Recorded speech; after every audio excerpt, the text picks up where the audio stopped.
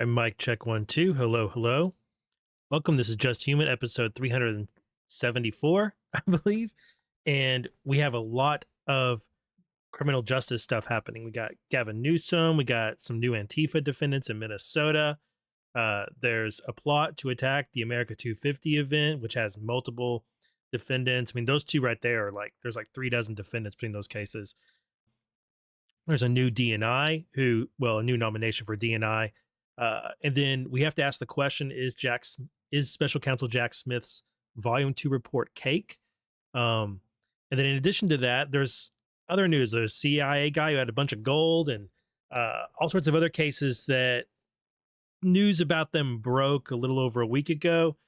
And I'm just now including them in a podcast. But it's taken a while to go through all the information that are in these cases and to put it all out. I've also been working on something else, which is not that. I'll click the right button here in a minute. I've been working on the latest edition of the Just Cases newsletter, which recently came out last weekend. And in this newsletter, I cover Antifa sentencing, which is coming up, the first ever Antifa terror case. That sentencing is coming up next week. Some of them are facing 15 plus years in prison for what they did in a North Texas Antifa attack against an ICE facility. That's US v. Arnold is the case. Also in this newsletter, I covered the copy of Jack Smith's Volume 2 report being stolen, David Moran's being indicted for the cover-up of COVID, and DOJ's new superseding indictment against the SPLC. That's all in this newsletter. If you're interested in today, during this episode, we're going to draw from one of the sections in this newsletter concerning the Special Counsel Smith report. So excuse me, justhuman.substack.com. If you're interested in tracking these cases with me, it's a newsletter I put out just for my subscribers. Let's see. I want to go to the Newsom story first. So Newsom put out this post on X and alerted the world to him being under investigation. Now, it was already known from some people who paid attention to politics and news in California and around the governor's office that there had been that he was probably under investigation or was under investigation, according to some very good sources that were unnamed. But this was kind of a open secret that Newsom was under investigation. Here he is confirming it for the world.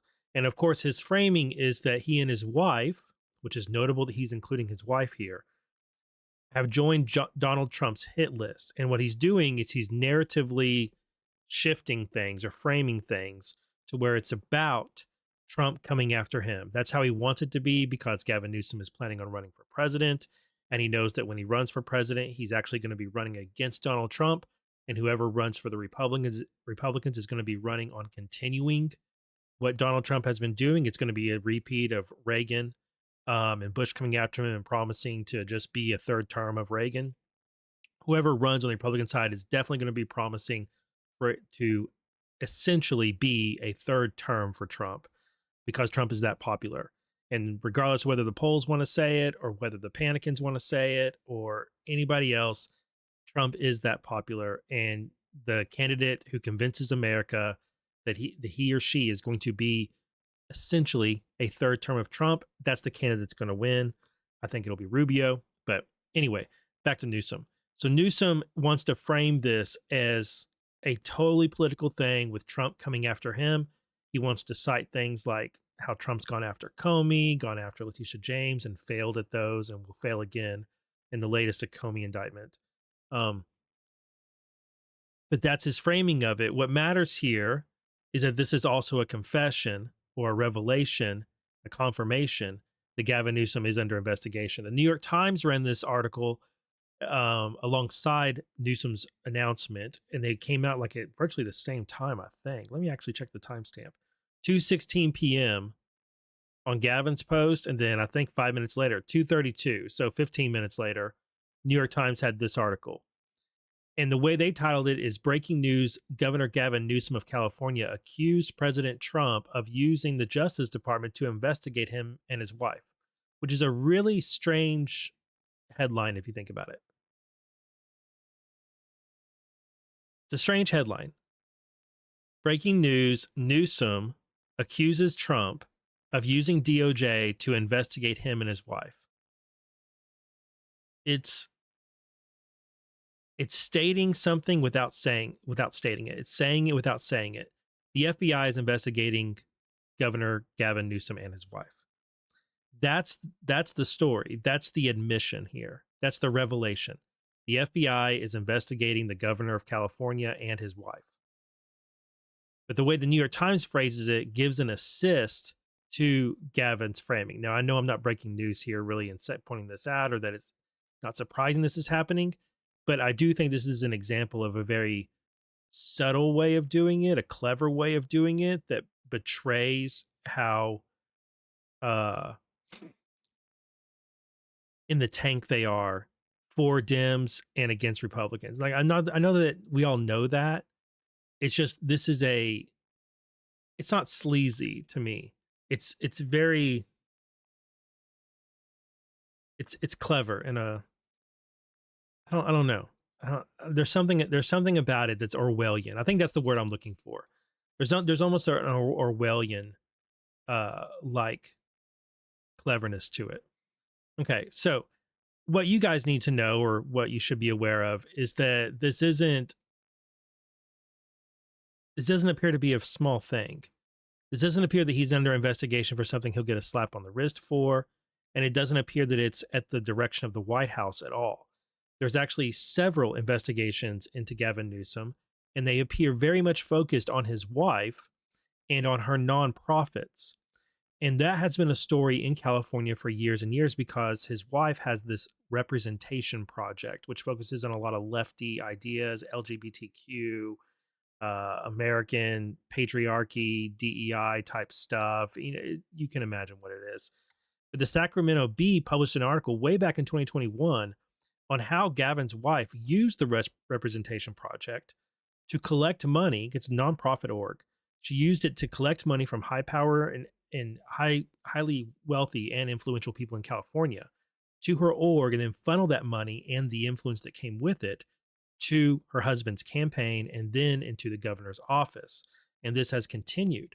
And the SAC-B did a story. They've done a couple stories on how this appears at best extremely unethical, and at worst highly criminal. Just last month, though, there was even more, and this is something that a lot of people missed out on this story. And I'll say I remember noticing it, but I just didn't connect it to being as serious as it was. And looking back, I feel like, no duh, I should have noticed this. I should have been tracking this case. There was this case against Newsom's former chief of staff, Dana Williamson. It was against her and two other people who stole money from the campaign fund of Alex Becerra, who was Biden's HHS. You may remember Alex Becerra. He was Biden's HHS, and he's also running for office in California this time around. And Dana Williamson and two others came up with a plan where they could siphon off hundreds of thousands of dollars from a now closed campaign fund that Becerra had. They also wrote off a bunch of luxury items like vehicles and things. They wrote them off as business expenses, and they committed a bunch of tax fraud as well. She and the other two people were indicted way back in 2025, I believe it was, but they came under investigation all the way back in 2022.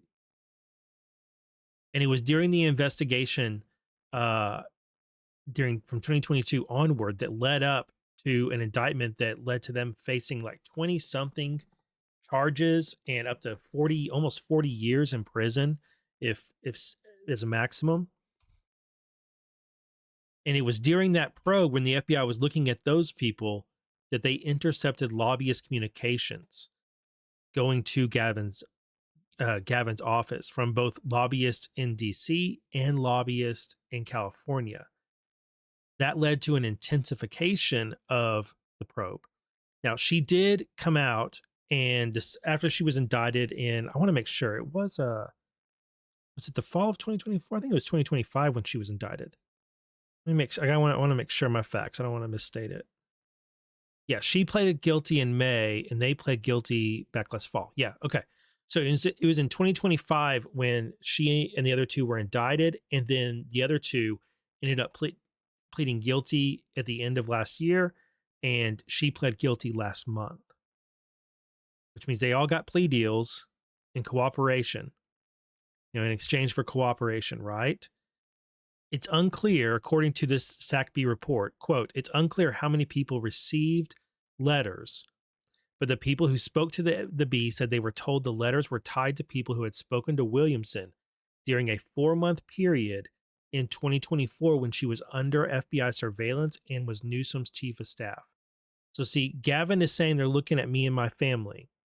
What's happening is that people around the Newsoms are getting these letters from the FBI saying, we want you to sit for an interview. We're requesting documents. You were alerting them to being caught on a wiretap. We want to let you know that you were caught, or that we intercepted your communications with so-and-so. We'd like to talk to you about those communications. All these people around them and people at the nonprofit are getting these letters notifying them that there's an inquiry and the FBI wants to talk to them.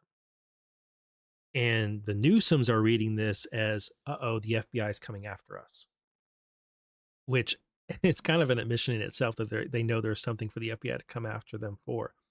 Adam Housley has mentioned it several times over the past couple of years that the Newsoms are under investigation or being looked at, or people around there being looked at. And he took the opportunity the other day to post, as I've reported several times now, and has now been acknowledged by the governor, Gavin and his wife are under federal investigation. What he failed to tell you is that this began during the Biden admin. He's framing it as Trump coming after him, but it all started, as the SACB said, in 2022 under the Biden admin. It also doesn't originate from FBI headquarters. And the community notes here on Adam Housley's post are very helpful, and I think it's one of the unique situations where community notes aren't saying so-and-so is wrong, or they're not arguing over a point that really should just be discussed in the comments. They're adding more information to it that helps to clarify, and while it counters maybe in a way what Adam Housley is saying, it contributes as well. So this first note, which I'm going to go ahead and support, the probes were not initiated in Washington, D.C., or at the direction of top political leadership at the time they started. They were local and federal prosecutor driven in California, and the source for that is Time Magazine. Even Time Magazine is saying, hey, Newsom says Trump DOJ is politically targeting him, but this stuff began in California. Newsom said, this is from the Time article, Newsom said the DOJ is requesting records and conducting interviews not because they have found a crime, but because they are trying to find one. The Justice Department has, which, by the way, that's a, I have found that is often a way that a target of an investigation tries to make it sound like they're coming after me. They're so mean. This is crooked. They got a vendetta against me. But what they're also saying is that there's a grand jury impaneled against me, because grand juries go looking for crimes. They go looking for probable cause to bring charges. So these are grand jury requests. I take this as a saying it without saying it. There's a grand jury impaneled that's investigating Newsom. All right, the Justice Department has not made public any details of the possible inquiries. Sources told multiple news outlets that there have been no formal investigations opened into the Newsoms yet. Instead, there are several federal probes into people in Newsom's circle, including one related to his wife's finances and taxes, and another into his former chief of staff, the sources said to other outlets. Acting Attorney General Blanche did not comment on Newsom's claims. Blah, blah, blah, blah, blah. There is a federal probe into Newsom's wife. A source familiar with the investigations told Politico, which that seems to contradict what we just read here, right? There's no formal investigations opened into Newsom yet. I guess they just mean Gavin. But there is a federal probe into Newsom's wife. The federal investigation originated last year in California's Eastern District based on a tip from a whistleblower. A source told the Associated Press that Washington was not involved in the decision to open the probe. The probe reportedly centers on a gender equity advocacy organization called the California Partners Project, that his wife co-founded. So this is another nonprofit. The organization received just over $5 million in behested payments in 2020, or since 2020, which describe payments to third party like a charity under California law, blah, blah, blah. A second probe reportedly relates to an investigation into Newsom's former chief of staff, Dana Williamson, which we were just talking about, and she recently pled guilty to last May. Wilson pleading guilty in May to conspiracy to commit bank and wire fraud, filing a false tax return, and making false statements to federal investigators. The investigation into Williamson has widened to include additional probes into other staff. According to Politico, the governor's office said on Monday that the White House recently expanded an initial federal investigation into a $54 million settlement that California reached with the video game company Activision Blizzard in December 2023 over allegations of workplace discrimination. It is not clear what exactly the focus of the investigation is. Newsom's office said it had cooperated with the initial federal investigation, which did not lead to charges. Activision Blizzard had previously been a client of Williamson's consulting business prior to her joining the governor's office. So Williamson said in her plea agreement that she had given confidential information about state litigation to her former partner, which appears to line up with the lawsuit against Activision Blizzard. Aha. Earlier this year, Newsom's office received DOJ inquiries about the governor's termination of a lawyer involved in the lawsuit in 2022. The IRS has joined the FBI in these investigations, so that also gives you an indication of what direction these things are going. So that was one good thing that came over here. The other one is that federal investigation, this community note, federal investigations into Gavin Newsom and his wife and several connected nonprofits began mid-2025 after whistleblower complaints were filed with the U.S. Attorney's Office in Sacramento. That's true, but it also goes all the way back to 2022 with the investigation into Williamson, doesn't it? So there's multiple probes, as Housley said, multiple probes into Newsom and his wife, into multiple nonprofits, and into whatever was going on with Activision Blizzard.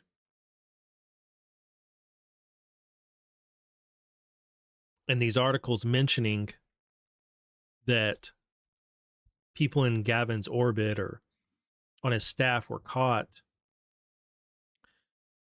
their communications between them and lobbyists in D.C., right here.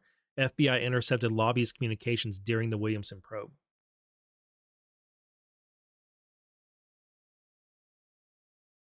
Very interesting. So we may see the Newsoms indicted. Also, Semaphore had their own sources telling them, yes, there are several investigations ongoing related to Newsom. The investigations emerged out of Sacramento and not from Maine Justice. And that they involve whistleblowers, plural. They involve the taxes of Newsom's wife and also target Newsom's former chief of staff, Dana Williamson, who recently pleaded guilty to the fraud screens. Those seem to be the main two things. But I think there's a public corruption angle here as well. Love to see it, don't you? Good times. Is Special Counsel Jack Smith's Volume 2 report cake? Well, if you look in the Gmail inbox, former federal prosecutor Carmen Mercedes Lindberger, yes, it is labeled as cake. It may not really be cake. I think if you cut into it, you'll find it's just an email with an attachment of a very important document that's supposed to be court sealed. But this lady decided to relabel that document, or at least label a copy of it as cake and send it to herself. And that, ladies and gentlemen, is a crime.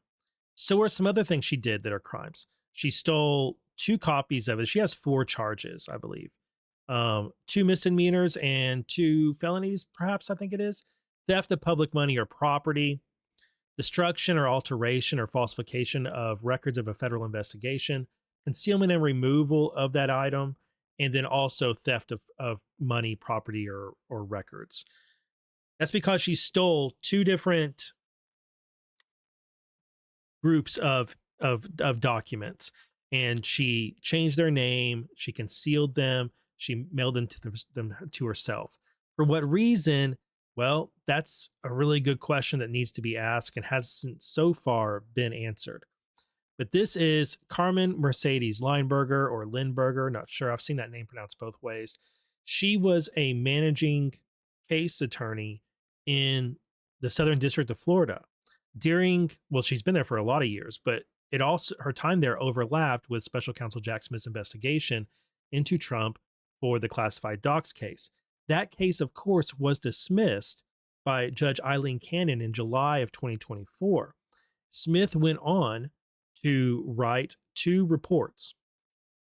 If you go to the archive of the Justice Department and go to Smith's page, which is kind of questionable whether or not this page exists, since he was, according to Judge Eileen Cannon, unlawfully appointed.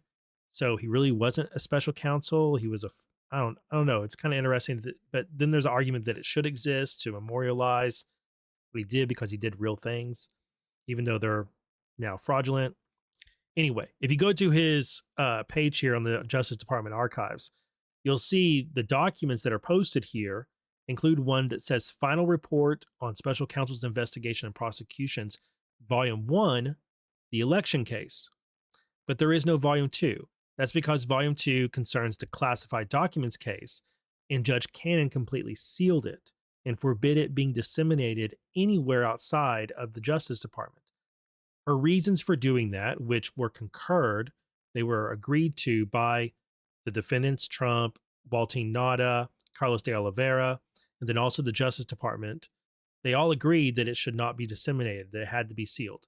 And the reason for that is because the case was dismissed.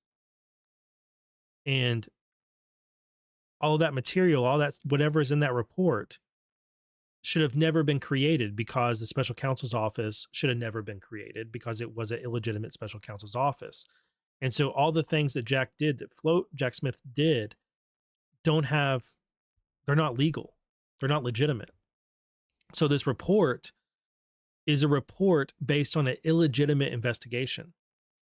And it has the potential to do great harm to these individuals who never should have been charged in the first place. The case should have never existed.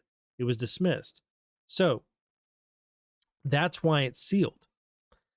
Well, Mercedes Lineberger decided she wanted some copies of that case and some copies of something else, some copies of some other material. Now, I covered this case in the latest issue of the Just Cases newsletter, which is a newsletter I put out from time to time that covers the politically charged cases that I like to talk about on my podcast and in videos on Rumble and YouTube. And I'm going to use my newsletter here to talk about this Lineberger case, to give you a preview of what's in the newsletter, just in case you're interested. justhuman.substack.com.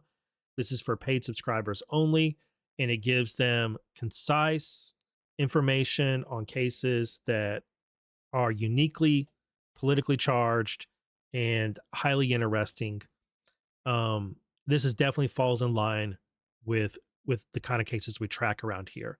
So, United States v. Lineberger, she is a former federal prosecutor who managed that office in Port St. Lucie. And she was there up until last year. She was let go last year. Managing Assistant U.S. Attorney, MAUSA, at the Fort Pierce branch of the U.S. Attorney's Office of the SDFL.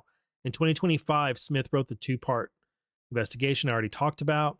On January 13th of 2025, Judge Cannon entered an order prohibiting the dissemination of the second volume of the report.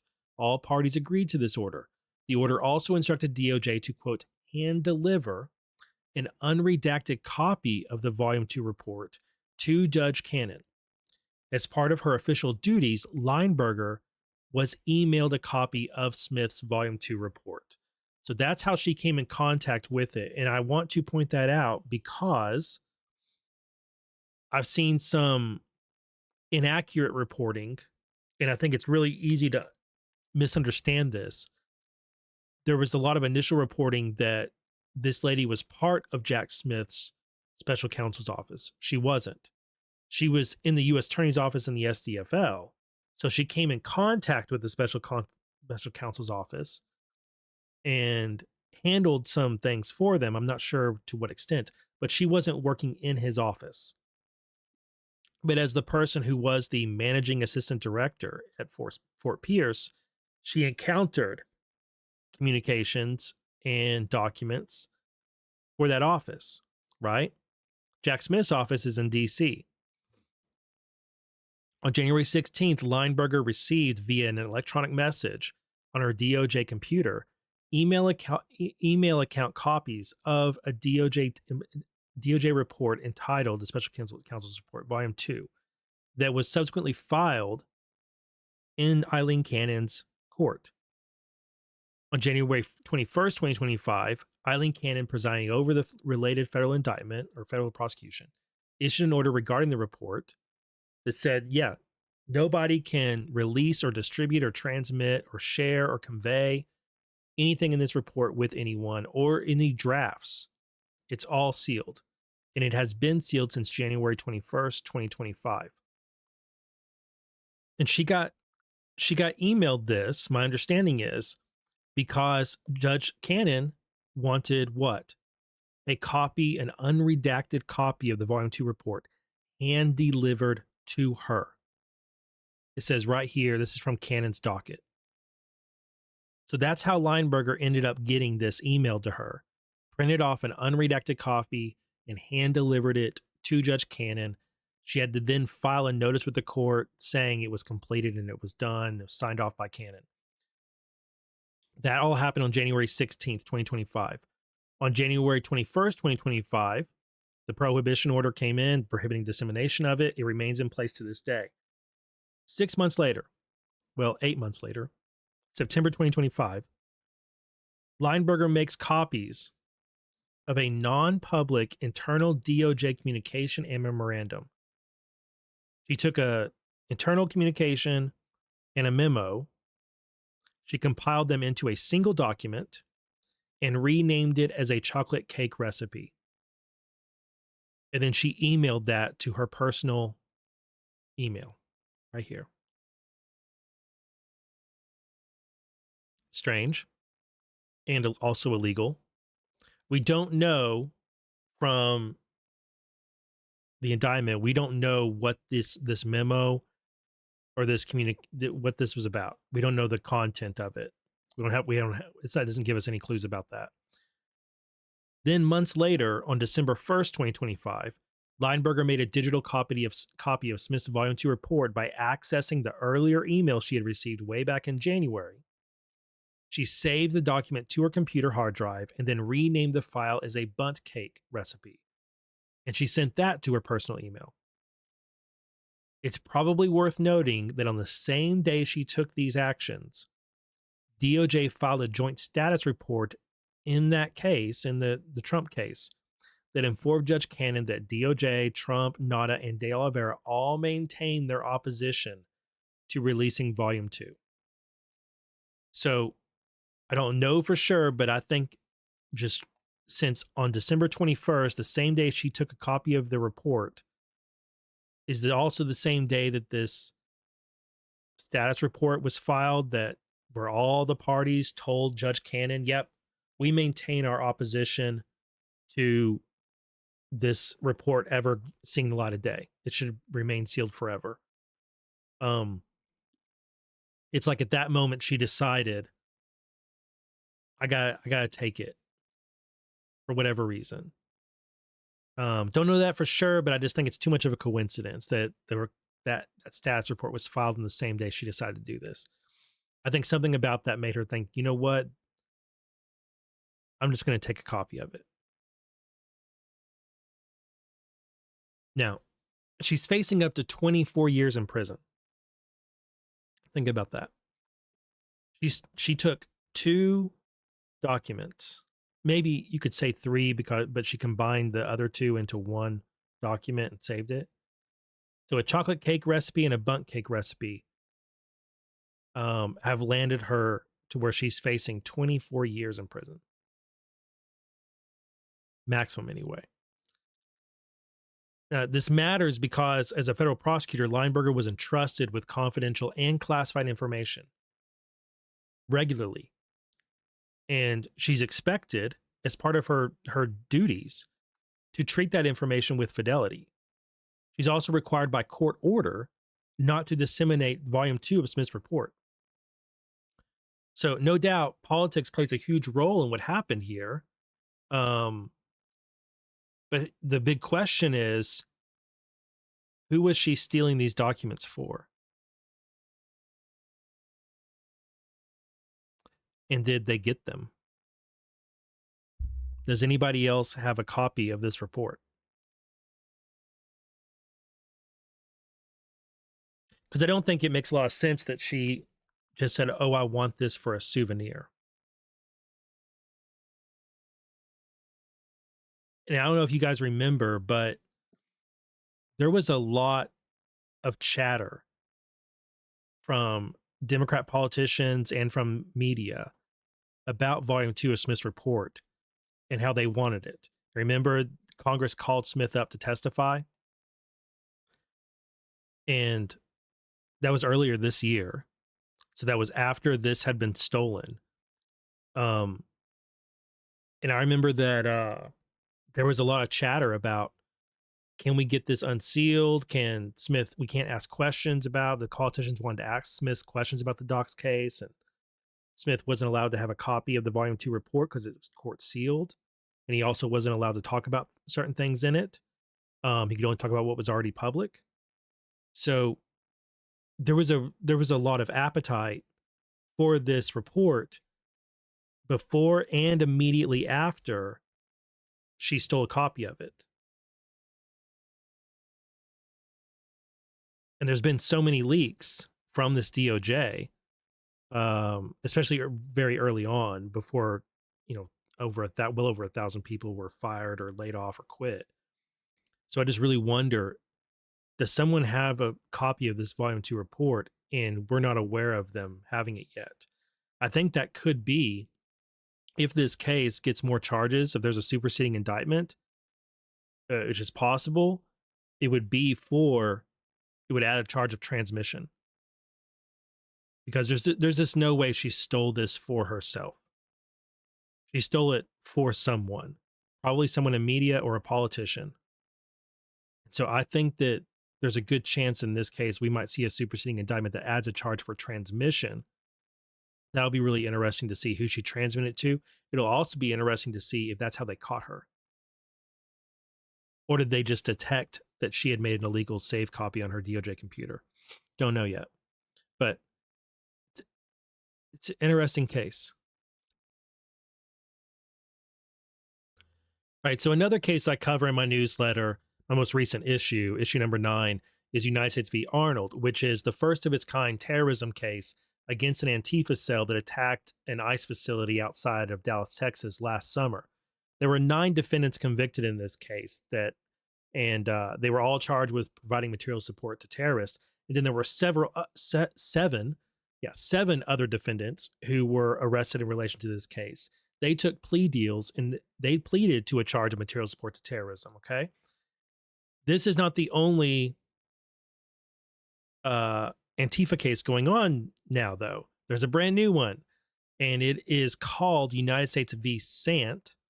The indictment is almost 100 pages long, and it charges 15 defendants with conspiracy to impede or injure a federal officer. Some are additionally charged with interstate stalking, interstate threats, solicitation to commit a crime of violence, and assault on a federal officer, as well as destruction of government property. Do you guys remember the videos of, and the viral post of Antifa cells having the signal chats where they were talking about identifying ICE vehicles, and they were tracking their license plate, they were tracking descriptions of officers, they were using all these different signal chats that they would open and close, sometimes within the same day.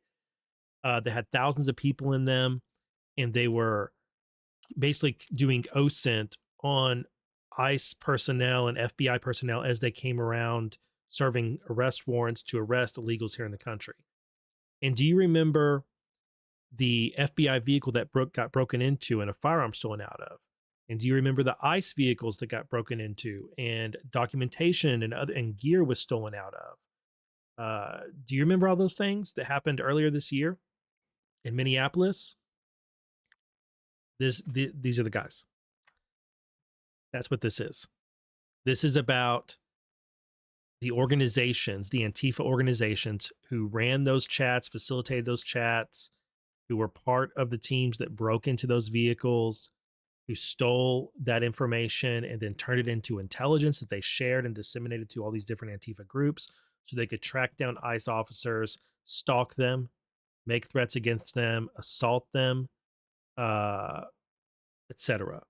That's what this group is. That's what this indictment is. This indictment comes from both the FBI, or comes from an investigation that was run by both the FBI and DHS's HSI investigation team. It was announced in Minnesota, and I want to take you through some of the highlights of the indictment. All right, so all of these defendants were previously in or were associated with the Twin Cities Direct Action Group. That group changed its name to Direct Action Minnesota, whose acronym is DAM. So you're going to see this DAM acronym in this indictment, which is kind of funny because we're going to be talking about DAMN Antifa groups. When we say DAMN Antifa groups, we're talking about the Direct Action Minnesota group, which direct action, of course, is a term these Antifa groups talk about a lot, and so do Marxists and communists. Direct action is confronting, it's forwarding the revolution, it's revolutionary acts, it's insurgency, and according to these own people, direct action is terrorism. All right, so this says DAM is a conglomerate of Antifa groups, including the Black Cat Workers Collective, BCWC, and the Ray Rainbolt Memorial Shooting Club, as well as others. Sometimes they're just going to call this Ray Rainbolt Memorial Shooting Club Rainbolt or Rain. All of these groups are Antifa affinity groups. They're a mix of ideologies of anarchism and communism, and then ideation, sometimes actions of violent resistance and revolution. That's who all of these people are. That's who the groups are that they're associated with. DAM members work closely with Rapid Response Networks, RRNs, to identify and harass federal immigration and law enforcement officers in order to harass and prevent officers from performing their official duties. DAM members use the Whipple Watch signal group chats to share intelligence on ICE and law enforcement operations, including locations, identifying information, details of operations, numbers, etc. Whipple Watch, which is referred to many times in this indictment, is a chat group, but Whipple means the Bishop Henry Whipple Federal Building. That's the building they're staking out. That's the one that they're putting, that's where ICE operations are happening out of. That's where they're posting surveillance at. And they have a signal chat group called Whipple Watch. So it's not like a type of watch you wear. It's we're staking out the federal building, the Whipple Federal Building. DAM relies on the intel gathered and processed in the signal chats to coordinate and adapt their responses, meaning direct action, to law enforcement activity. DAM works closely with other direct action groups, Antifa affinity groups, RRNs, and others to plan and execute direct action operations. The purpose of the conspiracy was to prevent enforcement of federal immigration law, oppose the authority of the U.S., prevent, hinder, or delay by force the execution of the laws that govern the removing non-citizens, preventing, impeding, or interfering with federal law enforcement. That's the whole purpose of the conspiracy here, and it's not even like they spell it out in their own communications that that's what we're here to do. The manner and means. All 15 defendants charged here, and those whose identities are known or unknown to the grand jury, carried out the conspiracy through the following manner and means. A, coordinating anti-law enforcement actions against RRNs, whose members and associates use social media, text messaging, and encrypted messaging applications such as Signal to communicate with conspirators and others. B, preparing, coordinating, and executing direct actions and blockades to forcibly obstruct federal immigration enforcement C, advocating and promoting direct action against ICE and other law enforcement in the area. D, utilizing hard blockades at or around the Whipple building. So that's like actual physical material that they put up to obstruct people's ability to travel to and from the Whipple building. Soft blockades are just people standing in a row, blocking a roadway. The hard blockades are actual items, vehicles that are placed there, just obstacles. So both hard blockades and soft blockades are part of their strategy. Soft blockades is listed here as E. F is employing hard and soft security to counter purported fascist or counter demonstrators. Conducting after action reviews. So after they would have conversations with the police, they would then debrief with one another what they did right, what they did wrong. H, utilizing social media, text messaging, encrypted messaging applications, and word of mouth and expertise to promote specific direct actions. I, coordinating with other groups and organizations. J, operating working groups for specific direct actions, where members of the conspiracy develop, plan, and rehearse roles. So they would have meetings and they would break out into, here are the marshals, here are the observers, here are the medics, here are all the different roles that they had within these organizations and in these operations. They would have breakout groups and would develop their plan on how they're going to do better next time. There is a sophistication with what these groups are doing. I mean, there just is. I'm not in admiration of it, but it should be noted that there's a sophistication about it because they are very serious about what they're trying to do, and what they're trying to do is very bad for society. So the threat of these groups should be taken seriously. Conducting targeted training and dry runs to help develop their plan and rehearse roles. Utilizing counter surveillance tactics to inform members about the activities of law enforcement at or around the Whipple building. Engaging in community self-defense, which is a decentralized militant approach to opposing groups it perceives as fascist, as well as opposing local law enforcement. Utilizing and practicing operational security or OPSEC, such as collecting members' cell phones during meetings to prevent recordings. Utilizing commuting tactics, which include identifying, following, surveilling, harassing, and confronting federal immigration enforcement with the goal of preventing, hindering, or delaying them. And we saw it play out many times, especially earlier this year around Minneapolis, where these groups that are featured in this indictment would block the ICE agents and the FBI and local law enforcement, would obstruct their vehicles, would just get in their way generally, and it would give time for illegal immigrants to escape. It would draw on tons of resources to one location, and it would prevent them from doing their job. And that was the whole purpose of it. All right. Training other direct action and Antifa affinity groups. All right. I'm going to give you highlights from the overt acts because there's 70 pages of overt acts. I'm not going to read all of them. Well, I mean, I have read all of them, but I'm not going to read all of them aloud to the mic. All right.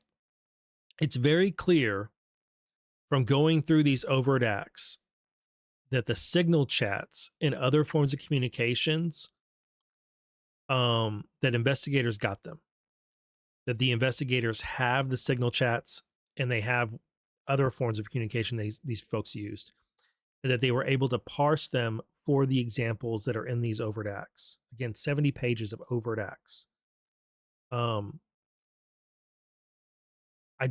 not sure, but I'm pretty sure there are multiple unindicted co-conspirators that have cooperated with the FBI and have turned over their cell phones or something. There's just so many messages, and they have such a clear timeline of things and everybody's communications that they must have had gotten a hold of some people that were moderators in these chats. An unindicted co-conspirator is mentioned 59 times in these 94 pages. Um, I think I'm going to save my talk about terrorism charges. All right. So this unindicted co-conspirator created a signal group chat named TCDA. They could be the source for the info that's all in this chat. On January 14th, 2026, remember the FBI vehicles that were burglarized? Well, defendant Sant was present for that. He later wrote in the TCDA chat that, quote, some folks raided an ICE vehicle for the paperwork, ... Sant provided an interview to the Antifa blog called Crime Think, in which he describes militants breaking into ICE vehicles and raiding them for intelligence and gear. Sant used the database of intelligence on ICE agents and vehicles that militants had built to determine which vehicles were ICE. So it's clear from reading this that while he may not have been the direct person who broke into the vehicles, he used the intelligence in these signal chats and the spreadsheets they'd worked up and all of that to figure out which vehicles there were ICE. And then they communicated that. And it says right here, Sant started pointing out this one is ICE. And then they broke into it. And what he was doing was checking vehicle descriptions and license plates to be sure that that's what it was. And then lo and behold, they find documents in it, which equal intelligence. And they put that intelligence into their database.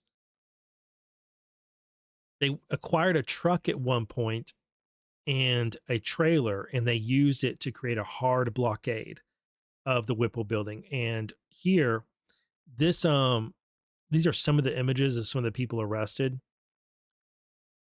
This post from DOJ shows pictures of one of the soft blockades. This is on March 1st. See, they got their shields and umbrellas and all of these things, and they're trying to block the road going in and out to the Whipple building. Here is some of the debris they put out to do a hard blockade. These metal things are like they're kind of like a dragon teeth type thing where they prevent vehicles from running over them. And then I want to say there's a picture of the truck overturned. Maybe there's not.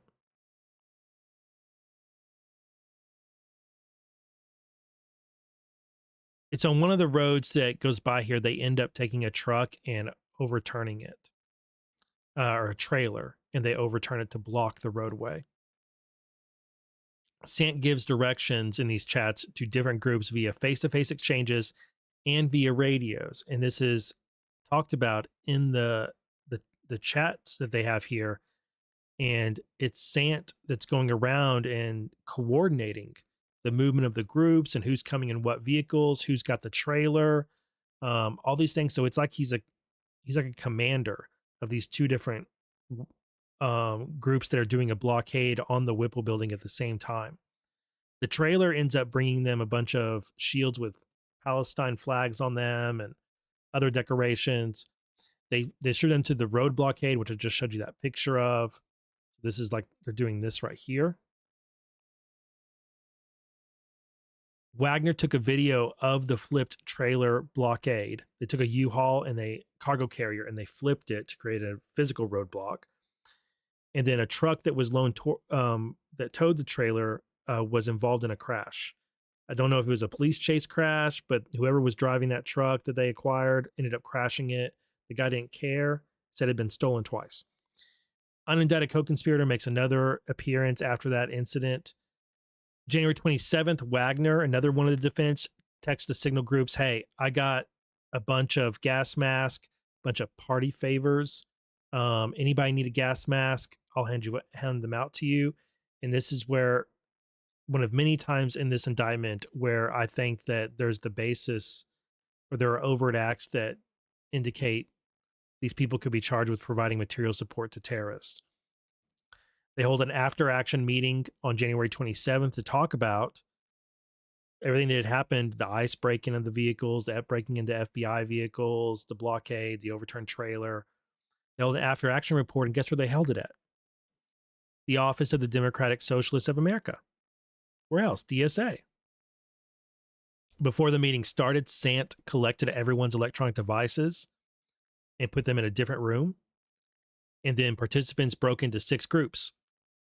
marshals, medics, hard blockade, soft blockade, jail support, propaganda, communications.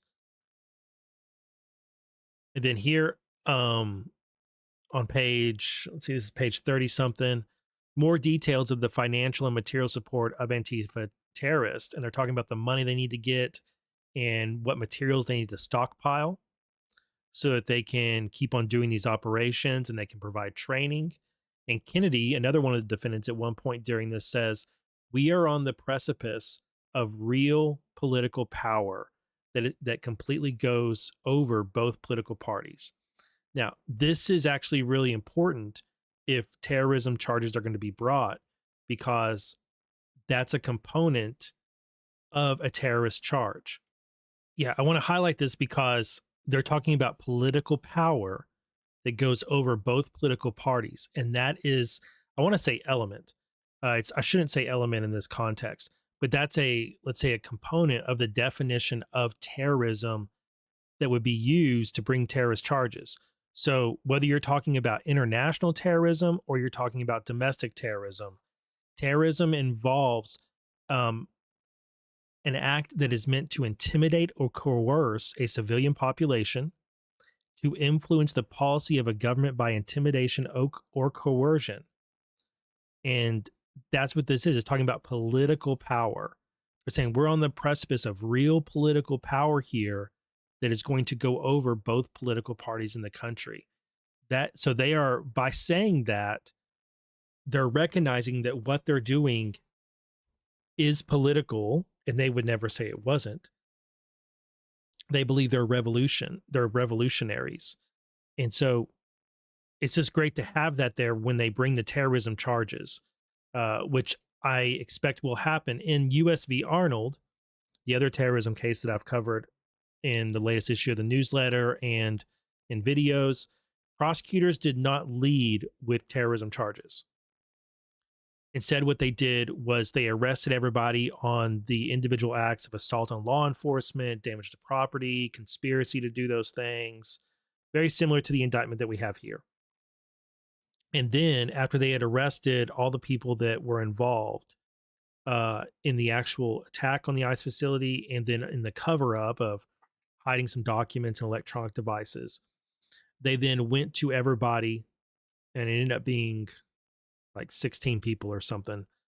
The prosecutors went to each person and said, here's a plea deal for pleading to one count of providing material support to terrorists if you'll cooperate with us in this investigation and in the trial.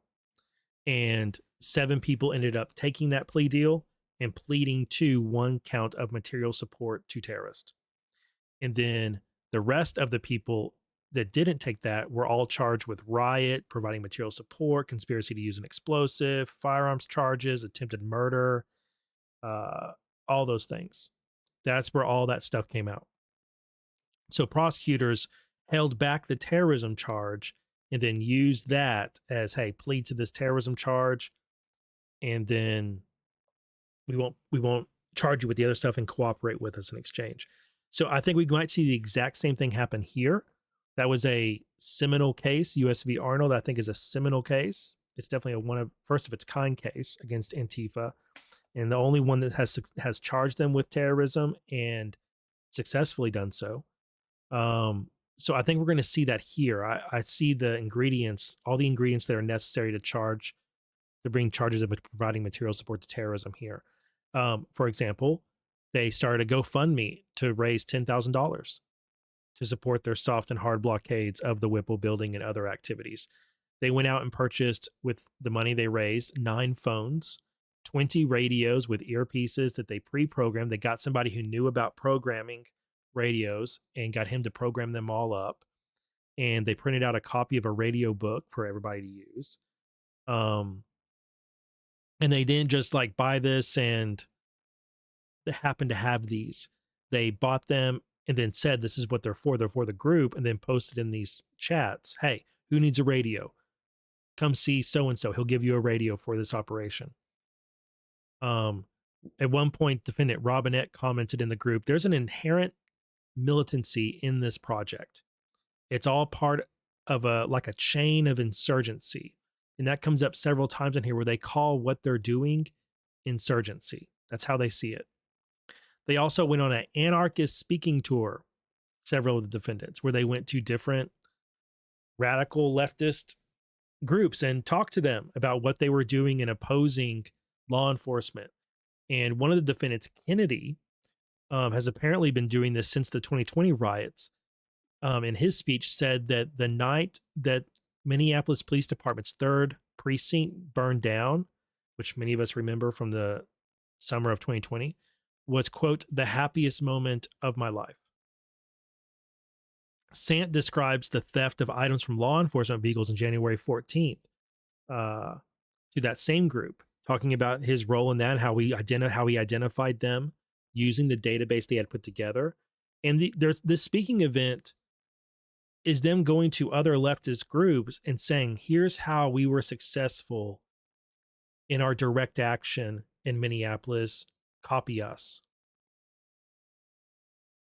Kennedy also describes the soft and hard blockades and how they work. Kennedy, Morgan, and Sant, these are all defendants in this case, describe themselves as revolutionary anarchists who are engaged in an insurgency. And those words will just really help to box these people in and define them as terrorists and bring terrorist charges against them. On page, I don't even know what page this is on, pretty deep into the thing. An unindicted co-conspirator, though, shares a link to the White House counterterrorism strategy video and says in the damn chat, hey, the White House just declared us terrorists. And defendant Applin responds, terrorism is direct action, which of course, what does DAM stand for?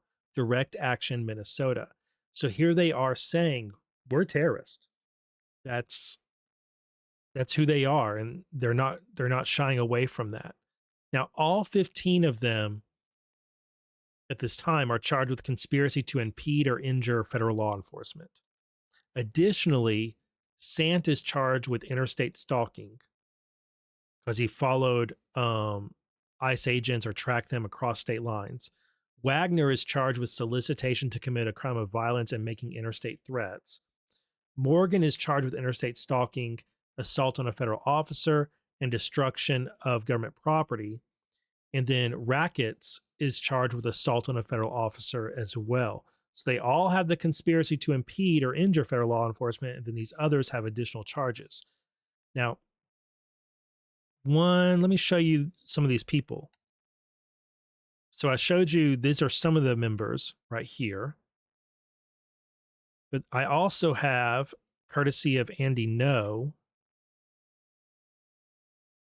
this is Rackets, who is an in-home healthcare aide that right now lives in the home of a woman she cared for who passed away. And she's just squatting in that person's home, apparently. I'm not sure. It's pretty weird to be an in-home healthcare aide. The person you're caring for dies and you continue living in the home they lived in. But here she is talking about the indictment. I've never been violent. I've never had. And she's so nice. The only thing I did was care about my community and my neighbors, and I would, against the government's violence to our communities, and to try to mitigate and help those affected, because they've been terrorizing us. And I can't just sit there and not do anything, but I definitely would never do anything illegal. And it sickens me, and it makes me really sad that this is happening to me and others, because none of us deserve this, because all we want to do is create a better world, a better community. They have unfairly characterized her as a fugitive in the media. She is far from a fugitive. She's a wonderful person, a wonderful citizen. So it's there's such an inversion of everything with Marxist communist revolutionaries. The law enforcement enforcing the laws is violence to them, but what they do back to law enforcement, their direct action, is not violence to them. But she's she's lying about, of course, she's lying about what she was willing to do. Throughout these pages, she is featured in the Whipple chat, communicating about law enforcement numbers, what vehicles, how many people in them, describing the people in them, logging the license plate. She is surveilling all of these officers. And at one point, she decides to take things into her own hands and go after them with her car. And this is an image from government documents. That's her in her, it says a Honda Civic. Yeah, that's a Honda. That looked like a Hyundai badge for a moment, but that's a Honda. And in the indictment, it says way down here.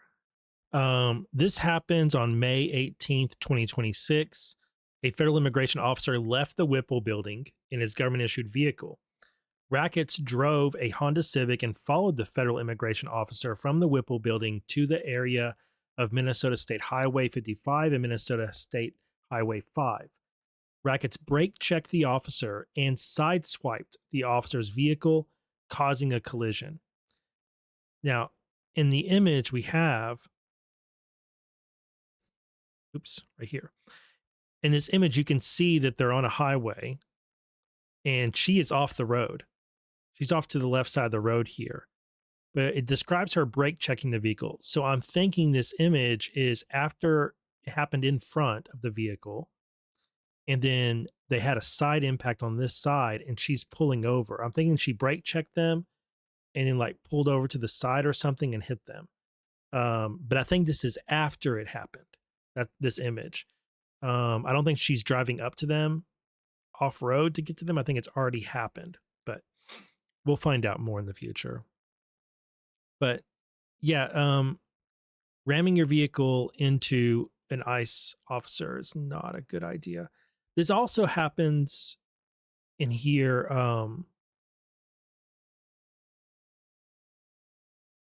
The way this, oh yeah, this comes up in the indictment after this occurs. She must have sent a message telling the group, law enforcement has me pulled over or something, because immediately they start removing her from all the chats. And this next section is all about getting her removed and then getting her added back in. And this shows the OFAC that they were engaged in, where as soon as they became aware one of their own had been detained, they removed that person from all of the chats. That way, that person wouldn't be able to access them if their phone got looked at through by law enforcement. It's all about OFAC. And that's just one of the difficulties the investigators, I'm sure, had in busting this open, but they obviously they had some good success at some point and were able to get a bunch of information. So, like I said, I think that we will see terrorism charges in this case, and it'll be just like we saw in Arnold. So first they're going to go around and they're going to offer everybody the option to plead to one count if you'll cooperate. And then after that, they'll bring a superseding indictment that adds the material support to terrorism. They have in this indictment, they've got them fundraising and providing financial support, and them talking about how the money's going to be distributed and what it's going to go to.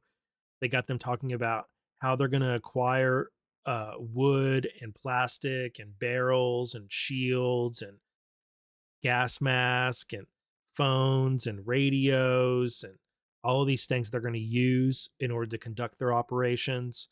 They're gaining all of this intelligence and they're distributing that intelligence.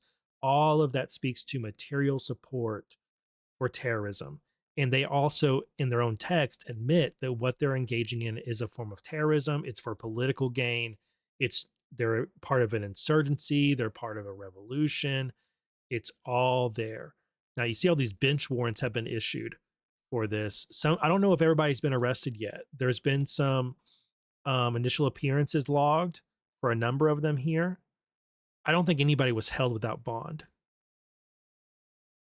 I don't think anybody was. Looking to see if See, government's motion here is denied. I think they've all been released on their own recognizance. Yep. Yep. They've all been released on their own recognizances. Isaac Omen Sant is the main guy. And I don't know. I don't know exactly what he looks like. We'll find out. I'm guessing it's one of these guys. Yeah, it looks like they're all released on their own personal recognizance. Some of them, because of their priors, may have had to make a bond. All right. United States v. Sant. That's the new case for us, new Antifa terrorism case for us to track. Heck yeah. Love to see it. Hopefully many more will follow. Meet David Rush, a senior executive service agent and officer with the CIA who was arrested on May 20th of this year and charged via complaint with theft of public money. Now that charge, theft of public money, is only the introductory charge on which he was arrested. Once this complaint was filed, the DOJ has 30 days to file an indictment, and there will be an indictment in this case, and there will be more charges in this case because this CIA officer has been living a lie since at least 2009. He's lied to the government on every application it appears that he's ever entered. He's lied about military service. He's lied about military assignments.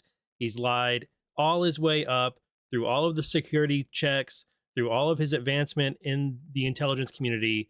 And he got up high enough in the CIA and in the SES that he was able to request tens of millions of dollars in foreign currency, cash, and gold bars, which he then took to his home in Fairfax, Virginia, and traded into Rolex watches worth 6 figures, 7 figures. Who knows how many? There's like 30 something watches that he had on hand when he was when his residence was searched. This guy was running some sort of racket and I think some sort of con on the CIA. I want to take you through the indictment and pick this apart and catch you up on what is going on in this case of United States v. Rush.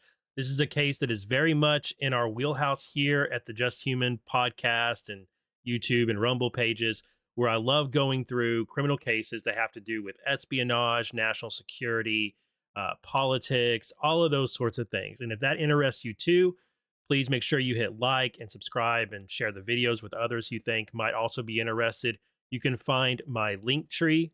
There's going to be a link for it in my profile or in the description of this video, wherever you're watching or listening to this. And there you can find all the ways to follow, watch, listen, and all the different ways to support. Thank you very much to everybody who does support the show, who buys me coffee and makes purchases at my advertisers. And especially thank you to everyone who is a subscriber to justhuman.substack.com, where I publish my articles and I publish the long form version of my podcast. So let's get into United States v. Rush. So like I said, this guy was arrested back on May 20th of this year and charged via complaint with theft of public money.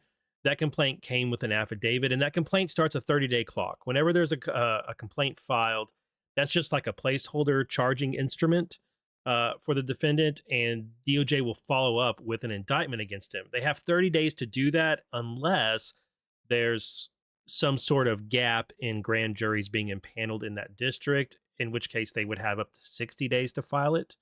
And then, of course, they can also make filings asking for the clock to be paused or for certain days not to count and all of that kind of stuff. But this gets really interesting because this guy's a CIA agent. He has millions of dollars on hand. He has tons of know-how. He got high up. He had all sorts of access to classified materials and operations and advanced. I mean, this guy was way up. At some point, he lost his job earlier this year, it appears.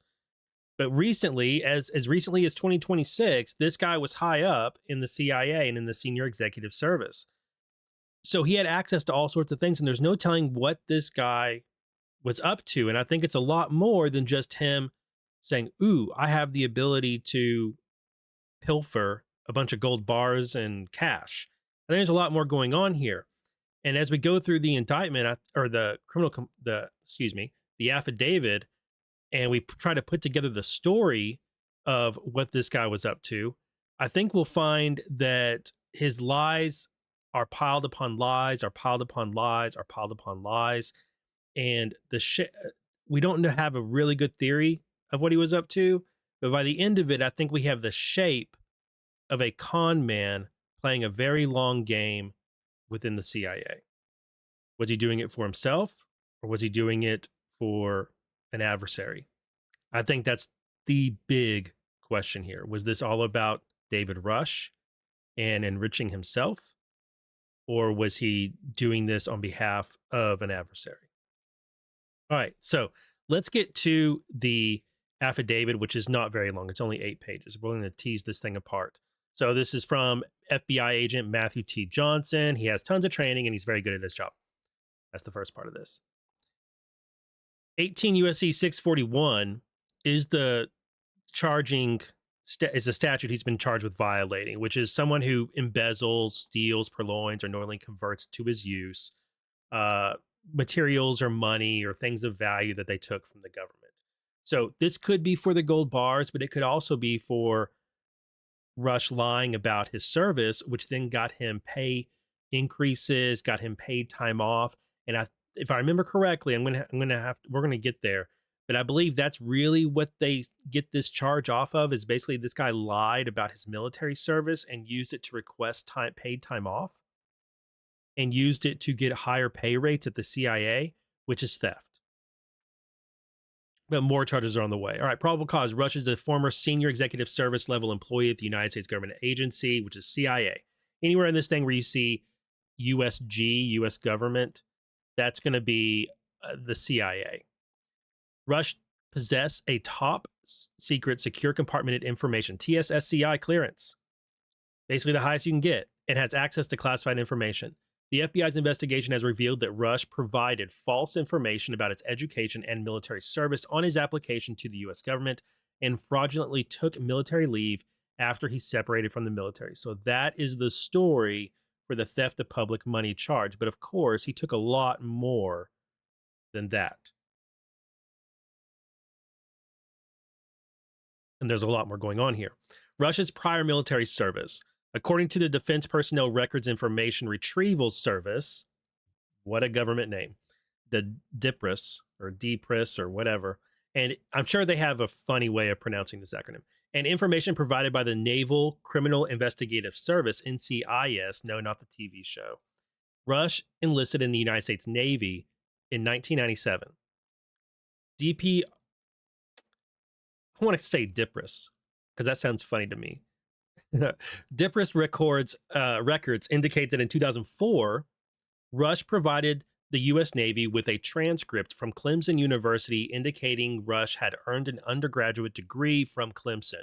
Based on his obtaining a degree, Rush was commissioned as an ensign, which is an 01, in the U.S. Navy Reserves in 2004. You need to put a pin in this information. He enlisted in the Navy in 97, graduated Clemson around 2004, was commissioned as an ensign, an 01, in the Navy Reserves in 2004.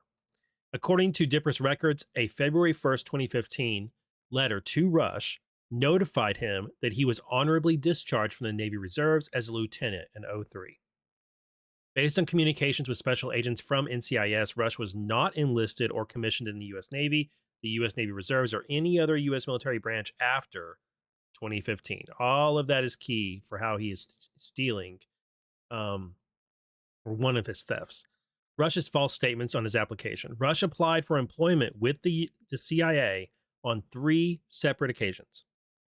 In his first application in March 2006, Rush's education background included a Bachelor of Science in Mathematics and Information Systems from Clemson in 2000, a Master of Science in Computing Technology from RPI. Rensselaer, I've never seen this school's name. I don't know if any of you have. Polytechnic Institute, the Rensselaer Polytechnic Institute, RPI, in 2004, and an undated Master of Science in Computing Technology from the Naval Postgraduate School. In his second application in November 2006, Rush's education background included a Bachelor of Science in Mathematics and Information Systems from Clemson in 2000, a Master of Science in Electrical Engineering. Wait a minute. In the first one, he said computing technology. Now it's changed to a Master's of Science in Electrical Engineering from RPI in 2004. And this application omitted the prior reference to the Master's from the Naval Postgraduate School, just left that out. In his third application in 2009, 3 years later, the one that was ultimately successful, Rush's education background included a Bachelor of Science in Mathematics from Clemson in 2000, a Master of Science in Electrical Engineering from RPI, and an undated aircraft test and evaluation certification from the United States Naval Test Pilot School. So to keep track of those in my thread that I have on X about this, and that I'll link in the description of this video, here's his first application: Bachelor of Science in Mathematics and Information Systems, Master of Science in Computing Technology, Master of Science in Computing Technology. Okay, Clemson, RPI, Navy. Second application, Bachelor of Science in Mathematics and Information Systems, Master of Science in Electrical Engineering from RPI. So we switched things up. Third application, which was accepted, Bachelor of Science in Mathematics and Information Systems, Master of Science in Electrical Engineering, Aircraft Test and Evaluation Certification from the U.S. Navy. Third time worked. He got in. My dog just gave a really big sigh as if he was rolling his eyes and expressing his disgust with this guy conning the application process. In the standard Form 86, SF86, dated November 20th, 2009, that Rush submitted to obtain his TSSCI clearance at his former U.S. government employer, Rush stated he held a Bachelor's of Science in Mathematics from Clemson in 2000 and a Master of Science in Electrical Engineering from RPI in 2004. In his application to enter the Senior Executive Service, so once he's already in the CIA, he then applies to go into a higher level, the Senior Executive Service. In his application that he submitted for that in October 25, 2018, Rush stated he was a graduate of the United States Air Force Test Pilot School and that he was the current director of test for a 145-person, 18-aircraft Joint Army-Navy Weapons Test Organization, despite his military records, as discussed above, showing that he separated from the Navy in 2015.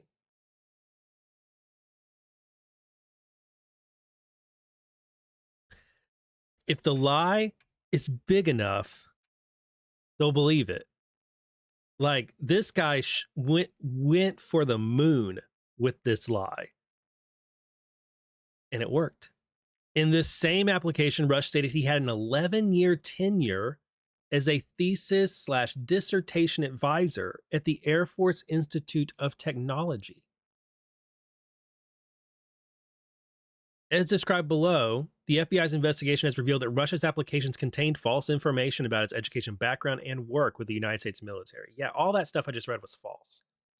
The investigation has revealed that, contrary to Rush's statements, he never obtained or graduated from Clemson University, even though he put that on every application. On March 27, 2026, an assistant registrar at Clemson stated via letter that, yeah, we don't got a record for this guy here. This letter was obtained in response to a query based on Rush's name, social security number, and birth date. The investigation has also revealed that Rush never attended or obtained degrees from RPI.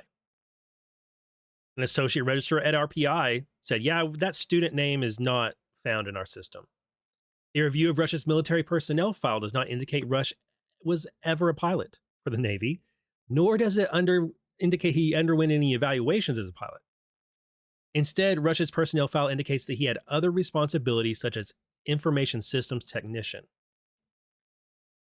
Further, in an email dated March 19th, 2026, an intelligence analyst in the Federal Aviation Administration and Counterintelligence Analysis Branch wrote to the FBI that Rush does not have an FAA certificate or pilot's license, and no records for the individual exist in the FAA system. So this guy isn't even a freaking pilot at all, either in the military capacity or the civilian capacity. None at all. If the lie is big enough, people will just look right past it Based on my training and experience, I know that federal employees' salaries are determined by a number of factors, including the employee's education level. Now, here's where the theft comes in. Okay. An employee with higher education levels, such as a master's degree, would generally be expected to receive a higher pay scale than a similar employee doing similar work without an undergraduate or master's degree. Rush's time card fraud. So this right here is already enough. He's lied about his education level and on his applications, and that's enough to where it caused him to get higher pay scale, or to move up the pay scale. And that was all fraudulent information, which means that was theft of public money right there. But there's more theft of public money. As noted, DPRIS, Records, DIPRIS, and NCIS have confirmed that Rush was honorably discharged on February 1st, 2015 as an 03 lieutenant. The investigation has revealed that Rush, through at least on or about September 2025, represented to the CIA that he was in the Navy Reserves as a rank of 06, a captain. Specifically, records from the CIA indicate that since being honorably discharged in February 2015, Rush has claimed 744 hours of military leave on his official timesheet, which represents approximately $77,000 in compensation. He most recently claimed military leave in or about September 2025. All stolen. That's fraudulent, 100% fraudulently obtained pay. Now we get into the gold and other things. Based on conversations with employees from the CIA between on or around November 2025 through on or around March 2026, Rush made several requests to the U.S. government to obtain a significant quantity of foreign currency and tens of millions of dollars in gold bars for work-related expenses. Rush received the currency and gold bars. A review of the storage space at the CIA, where Rush had an office in which he stored the currency upon receipt, revealed that only a portion of the currency he received remained in that storage space. So, from November 2025 through March 2026, Rush put in several requests for the currency and the gold bars, and those requests were approved. He then took the currency and gold bars, and there was a storage space at the CIA where he was supposed to keep it, but he didn't. It was missing when they went looking for it.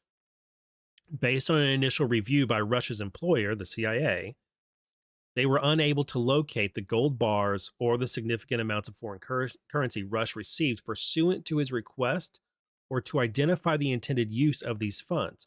So it describes it as work-related expenses was the reason for him making these requests.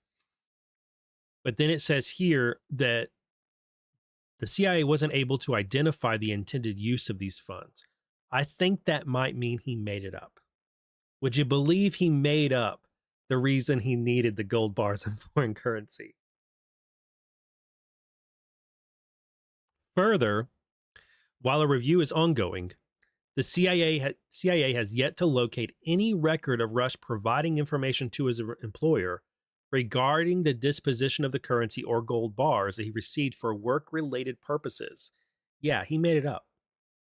He made up something, some reason why he was supposed to get all this foreign currency and all these gold bars. And it worked. Just like all of his other lies worked on the applications and whatnot. FBI search of Rush's home. May 18th, 2026, 2 days before he's arrested. The FBI executed a search warrant for Rush's home in the Eastern District of Virginia.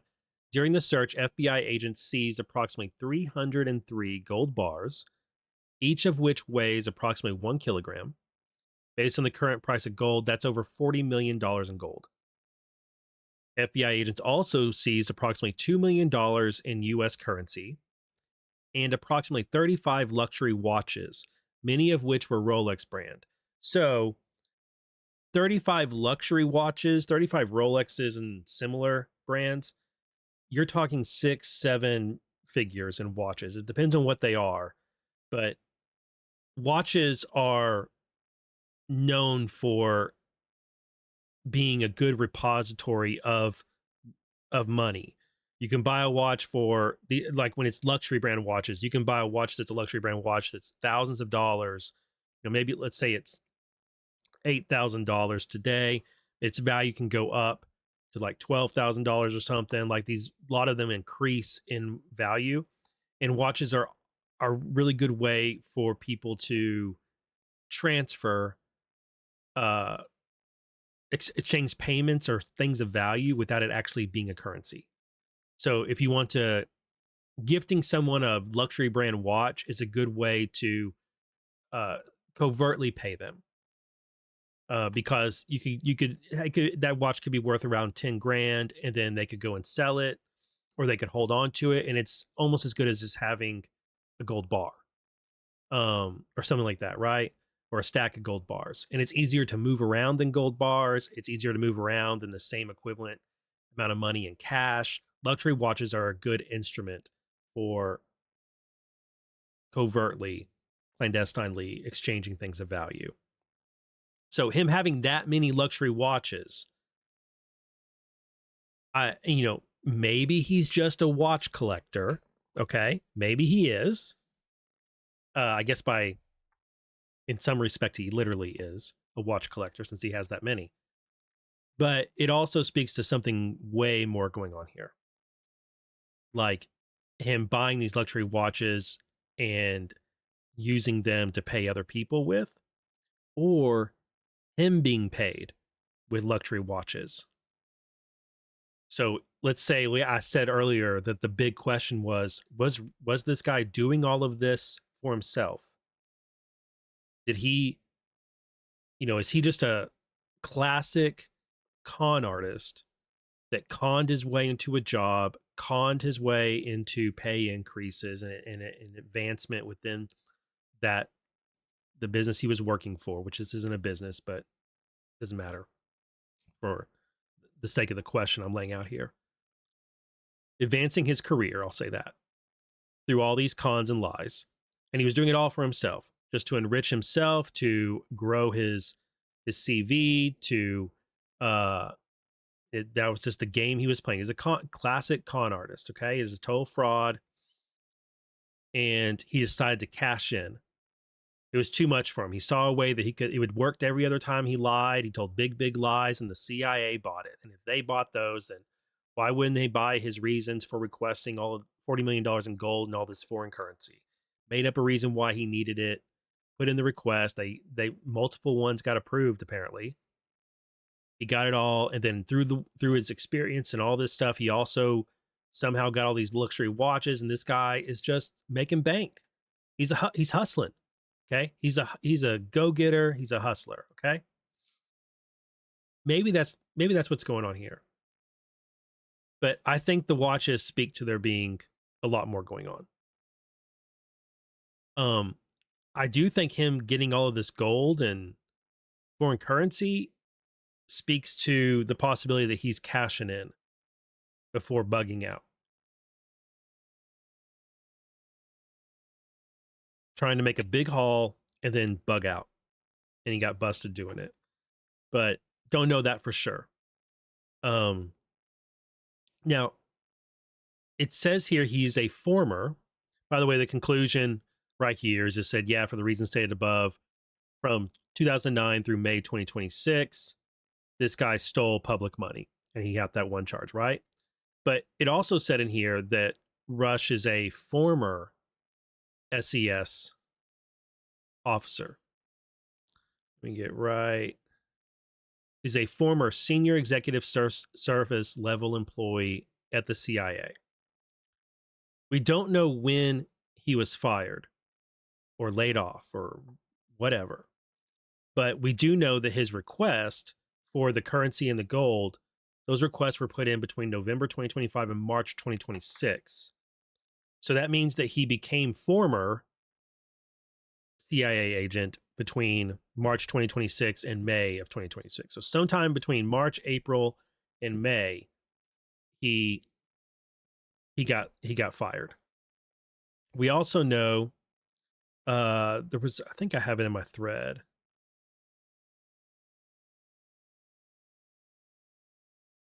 Thought I did. He was referred. Let me see. I don't see it, but the CIA launched their own internal investigation, and then that led to them calling the FBI and then them doing an investigation. So something, I'm guessing it was the gold. I don't know if it was just someone happened to notice all these requests and be like, what is this for? We need to check into this. But something raised red flags, and you would think, well, duh, all those requests for the gold bars and the foreign currency should raise red flags. And you're right. I don't know. I mean, this isn't. I try not to think of the CIA in the terms of Hollywood movies and conspiracy theories that are so popular, because we've kind of been programmed with a bunch of fantasy descriptions of how the CIA works. But I think that this guy, instead of this speaking to the CIA failing or internally to check this guy, I kind of wonder if it speaks more to a culture of just approving whatever goes through. Like, what am I trying to say here?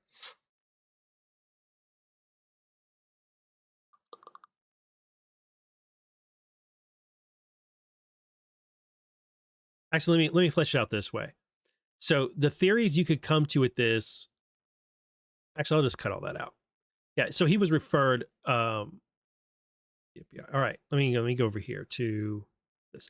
All right, so after this guy was arrested and was arraigned on these charges, things got a little weird, because this isn't just some usual defendant. This isn't a regular defendant at all. The temporary detention order came through on May 22nd. And then proceedings happened on May 22nd. It was continued because they want a bond with condition, but it was denied because they're trying to find a third-party custodian for this guy, and they're looking for any new factors in favor of release. So this defendant is still in custody with U.S. Marshals as of May 22nd, and they're trying to find a way, his counsel is, some way that he could be kept track of. Now, and the thing is, like, this guy, he's such an unusual defendant that the typical way, like the typical, like, tracking device on his ankle and home custody and all that kind of stuff may not work. Like, this guy may be able to James Bond his way out of all that stuff, right? So then he waived preliminary hearing. And then on May 27th, there was a joint motion to continue. And again, I believe this is because they're trying to determine whether or not they can release him before trial. All right.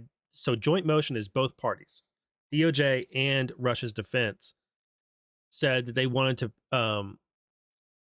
postpone until June 5th the detention hearing to allow time for both the defense and the prosecution to gather and evaluate additional information to aid the court in its determination on whether David Rush should be released pending trial.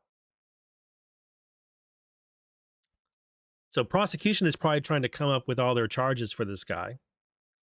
And defense is probably trying to figure out, all right, how much all of his lies worked before. What more what other lies can he tell to convince the judge to let him out? All right, June 2nd, they motioned for a partially closed and under seal hearing. June 3rd, it was granted. So that's going to make it more difficult for us to track it. June 5, they had their hearing, and detention hearing is a David Rush held on U.S. seeks detention. Defendant argues for bond with condition, but it's denied. He's remanded back to U.S. Marshals pending trial. And does it give us any other information here? Nope, it just says exactly that. The judge denied him release. Let me hit refresh, see if anything's been filed today. Nope. So this guy's detained pending trial, no bond, and it was probably obvious that was what's going to happen. But I would have been very interested to see or to read about what sort of means they came up with to try and assure his appearance. So, folks, that is David Rush. Let me know your theories on this guy in the comments. I'd be very interested to what you guys think was going on with this. I think the way I see it, there's two theories. I think there's two like really instantly cognizable theories here that you can get out of the affidavit. One, this guy's a lifelong con man who was just enriching himself and was just on this train of this is how his life has always worked for him. He's always been able to con his way into one success after another and career advancement, and he just got carried away with it and was just at the casino, using the CIA as a casino. All right. Option two is that this guy, maybe it started out that way, but this guy there's some sort of adversarial tie-in. Russia, China, something. There's some sort of foreign adversary tie-in here where this guy is being paid to advance like this. He was on a mission to advance this high in the CIA. And he was cashing out because maybe that role was over or concluding. But that raises the very, very important and dangerous question, or a question with a dangerous answer. Was this guy stealing classified information and transmitting it to our adversaries? See, we should hope that it's the former. It should be our hope that this guy is just a all-time legendary con artist. And he's going to be an infamous con artist in history. But if that's not the case, and this guy was working for a foreign adversary, then we have to go back and unpack and trace down how much information, classified information, did this guy have access to, and who was he giving it to? That's a much scarier question. And that's a real risk here. The indictment, like I said, they have 30 days to do it. So we're approaching that time. They have about, like 10 more days, unless they told some time here, which I didn't see where they told any time. But they have about 10 days to bring an indictment in this case. And when they do, I will cover it right here. Thanks for watching. Let me know your thoughts on this case in the comments. See you in the next one. Quick edit here. I just noticed this as I was going to put the video together. They have until August 3rd. The time to indict the defendant is hereby extended up to August 3rd, 2026. Accordingly, the delay resulting from the pending motion for extension shall be excluded and computing it within the time. Okay, so this has been assigned to Senior District Judge Leonie Brinkema, and they have until August 3rd to indict him. Let me see if that moves this over. This is a magistrate case. Let me find the docket for the criminal case. No, no docket for the criminal case yet available on Pacer. So there hasn't been a filing to open it yet, and it appears. All right, I need to include that in here. So we'll look for in August, up to August they can indict him anytime between now and August 3rd. But the fact they need that much time to put this together, there's going to be a lot here. I have a feeling this guy's there's many layers of what was going on with David Rush. Looking forward to covering it. All right, now I'll see you in the next one. At the end of May, CodePink informed media that they had gotten inquiries from the Treasury Department, specifically the Office of Foreign Asset Control, sent them subpoenas for information regarding a recent trip that CodePink sponsored and participated in, where a group of over 100 volunteers, activists, whatever you want to call them, went over to Cuba on a humanitarian mission. Ended up meeting with a bunch of Cuban intelligence, which is really Russian intelligence assets while they were there. And this has piqued the interest of the Treasury Department and also DOJ, I'm sure. And it came at a time where tensions and dialogue between the US and Cuba intensified, as Marco Rubio, who's always spoken out against the regime in Cuba, is now using his office, his role within his administration as Secretary of State, to speak out against Cuba and pressure that regime there. And DOJ issued an indictment against leadership in Cuba for the murder of American citizens.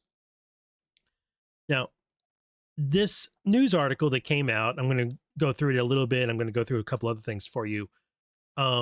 It's pretty exciting for those of us who have watched CodePink pollute our discourse and just be a constant circus act of Marxist protest and nut hattery, whether it's on Capitol Hill or it's at rallies or just anything, any chance they have to be anti-American. Their CodePink shows up. And we all know that CodePink is sponsored by China and by other communist and Marxist organizations. There's a whole spider web of funding and training and whatnot that CodePink is the object of or the tool of. And that's really what they are. They're a tool for America's adversaries to use to interrupt and to confuse and to damage our own internal politics. That's what CodePink is. It's an instrument of our foreign adversaries and of Marxist and communist ideologues. So seeing the Treasury Department take an interest in CodePink has been a very long time coming. Now, when someone gets a letter from Treasury's Office of Foreign Asset Control, which is abbreviated OFAC, you've heard me mention it many times across dozens of cases we've covered on my channel. When folks get one of those administrative subpoenas, which is a legal request for documents from them for records, they often have trouble pronouncing that acronym. They suddenly lose the ability and often utter other words which sound like OFAC but aren't quite OFAC. And I suspect that is exactly what happened when CodePink co-founder Medea Benjamin received an email or discovered one in her folder for these records. The other co-founder of CodePink is Jody Evans, and it's actually her who got the email directly. And according to the Fox News Digital article, it wound up in her spam folder. Now, I don't know what kind of spam settings you have that a email from Treasury Department goes to your spam folder, but you might want to look into that to make sure that doesn't happen again. OFAC is seeking a lot of information from CodePink regarding their visit to Cuba, where approximately 170 people participated in a convoy, and the scope of the inquiry may go beyond those 170 people, but it at least could require the organizers of the event, CodePink and other groups, to turn over to Treasury all of the information about who those people are, what they were doing, who they talked to while they were in Cuba, what they brought with them, what they brought back. Like, this is a huge request for information. This is not 1, 2, 5 people. Hey, tell us who you are and where you went while you're in Cuba and who you talked to. This is 170 people. And the thing is, when you go to Cuba on a trip like this, you will meet Cuban intelligence officials. And in meeting a Cuban intelligence official, you are consequentially also meeting a Russian intelligence official, because Cuban intelligence is Russian intelligence. It's just another arm of Russian intelligence. And among those people who went to Cuba is a real asshat named Hassan Piker, who you may have heard of. I have no idea how he became popular. I don't really understand it, but he is very popular, and he's a total tool bag of our foreign adversaries, whether they're Russian, Middle Eastern, whatever. I think he's maybe just like an edgelord streamer guy. I know he abuses animals. So regardless of whatever his politics are, he's a piece of shit, in my view. And add on that he's a Marxist, or at least is a tool of Marxist. So he's just a disgusting human being. And he was on this convoy going over to Cuba. Now, he says he was reached out for comment, and he says he hasn't received a request from the Treasury Department. But since he was on this convoy, I'm pretty sure that he's going to be included in that 170 people that Treasury is interested in knowing about. But they're just requesting the records from CodePink first because CodePink is like the lead organization who organized it.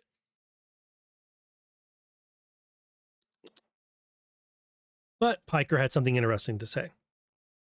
When asked whether or not he received a request from Treasury, he replied no, he hadn't, but he also said that he thinks the real goal, quote unquote, of the investigation is to target American Marxist tech tycoon Neville Roy Singham, who is the primary funder of CodePink since 2017 and has pumped over $285 million to the group and other outlets, and is part of a pro-China organization. He's a instrument of CCP operating in the U.S. who funds communist entities and individuals and anybody who speaks and promotes Chinese propaganda. So this, like I said, this comes right after Secretary Rubio really amped up pressure, or it comes concurrently with him ramping up pressure on Cuba. And this is something that stands out to me as an observer of news. I'm a gatherer of news and a reader of news, but I'm also an observer. I think it's very important to be an observer during the info war that we live through, which will always be with us from now on, since we have instant communication. We're going to live in you should get used to this just being the info war age from now on, because wars are now fought with information. They have been for a long time, but now your brain is targeted, not just the brains of the people on the battlefield, right? And so it's important to always be able to step back and observe news rather than being caught up in it. And what I observe here is that Treasury, DOJ, and State Department have all shifted focus to Cuba. And we can throw in the Department of War with that because they repositioned some naval assets near Cuba recently. So when you see all of that happening at the same time, focusing on the same target, that speaks to a White House directed internal mission to all of these branches to deal with this problem. And since you see those four, but you haven't heard anything from the CIA, you'll hear something from the CIA in the future, but only after they're finished with their work, not before. So a couple days after this news came in that CodePink had been targeted with this OFAC query, Secretary Rubio posted on X, it was maybe a week later, for decades, Cuba has been the world capital of radical left-wing terrorism. The regime in Havana has recruited, trained, and backed violent Marxist and third worldist movements across our hemisphere and beyond. Today, we are targeting that network because it enables and funds Cuba's subversive and radical operations pursuant to sanction authorities created by President Trump's groundbreaking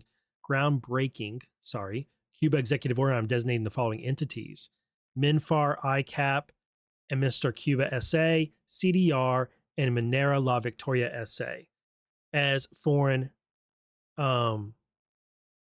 terrorist entities. After providing services to these sanctioned actors, or anyone providing services to these sanctioned actors is at a risk of sanctions themselves. Foreign bank and other companies that provide services to these entities should freeze those activities. Trump administration will no longer tolerate radical Marxist regimes in our hemisphere seeking to threaten U.S. national security and engage in influence operations to export their poisonous and evil revolution to our country and around the world. This should have been done so many years ago, but I am very grateful that it is being done now. The problem of Cuba should have been resolved well before I was born. It should have been resolved when my parents were toddlers. Unfortunately, it wasn't.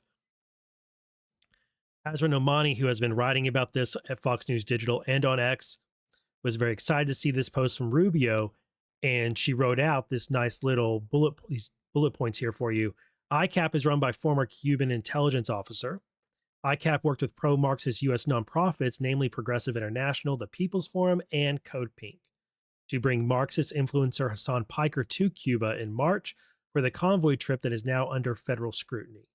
ICAP also works with other U.S. Marxist groups, including Answer Coalition, Breakthrough News, Party for Socialism and Liberation, CodePink, People's Forum, Breakthrough News, Tricontinental, Answer Coalition, and Party for Socialism and Liberation are part of a wide pro-Marxist network that is funded and supported by China-based Marxist tycoon Neville Roy Singham, who is married to Jody Evans, the co-founder of CodePink. And now it makes sense why this didn't go to this lady, Medea Benjamin, who is the U.S. side, and like you see her pretty often. It went to this lady, Jody Evans, and this is them in Cuba in March. It went to Jody Evans because she is married to the primary funder of CodePink, who is a China asset. And now Hassan saying that this is really about getting at Neville Roy Singham. Yeah, he's right. Hassan Piker is right. I wonder if Hassan is going to move to Hong Kong or the UAE soon, somewhere where it would be more difficult for him to be extradited, or if not impossible. Kind of like Andrew Tate. Andrew Tate's travels are tending to take him to places that don't have good extradition treaties with the UK or US. So I think that we will soon see, I'm not saying an indictment, but I think we're going to see CodePink picked apart in much the same way, perhaps, that we're seeing the SPLC getting picked apart. Let us hope so. I'm going to be looking forward to more news on this. See you in the next video. All right, so on January 28th of this year, the FBI raided a storage facility in Fulton County, seizing over 600 boxes of records that were related to the 2020 election in that county. This was all pursuant to several search warrants, which the FBI was able to get as part of their criminal probe into the 2020 election. You may recall that now former AG Pam Bondi appointed Thomas Albus, the United States Attorney for the Eastern District of Missouri, as a special counsel to the Attorney General and assigned him the task of running the 2020 election probe.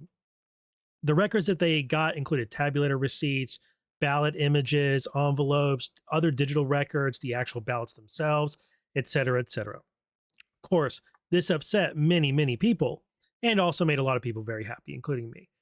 On site for that raid was Tulsi Gabbard, and reporting came out a little bit after the raid that Trump specifically directed her to be present on site as the raid was being carried out. Along with Tulsi Gabbard was FBI Deputy Director Andrew Bailey, who's the former AG of Missouri, someone who I think we might see as either a future director of the FBI or the Attorney General. But alongside Gabbard were also members of the NCSC, which is the National Counterintelligence and Security Center's outfit. And that they were there, reporting is that Gabbard said, this is from Gabbard, not a news agency, that they were there to lead, manage, and coordinate counterintelligence matters related to election security. She wrote that they weren't present on site during the execution of the warrant, but they traveled with her to Fulton. Interesting that she made that distinction there. So the seizure of these records resulted in a civil case brought by Fulton County to try and stop the DOJ from being able to go through these election records. And of course, the usual suspects joined in: Norm Eisen, Abby Lowell, and all of these different Democrat, famous, really often used lawfare agents were used to try and block this. And for a number of months, the FBI was not allowed to go through the records they had just seized as this civil case played out.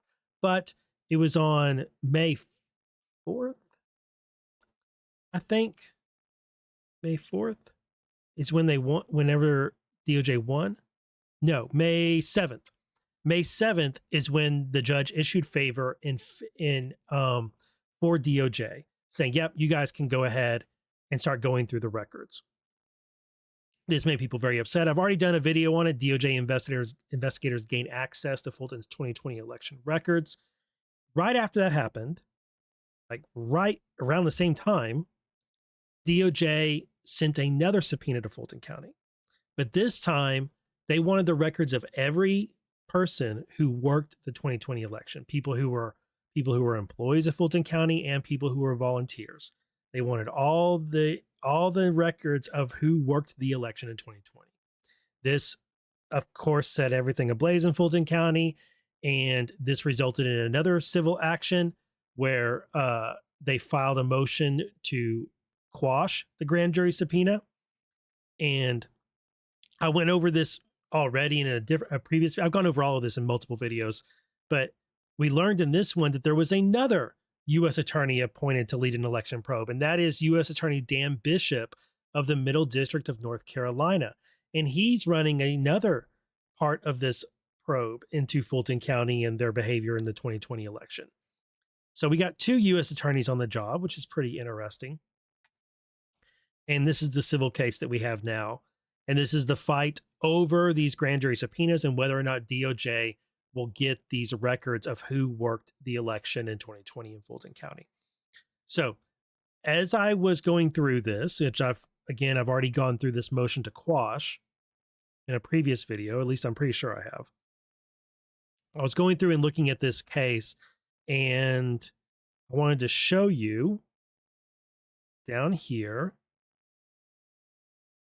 May 22nd, the judge directed DOJ to reply. DOJ replied right here. So we're going to check that out in just a moment.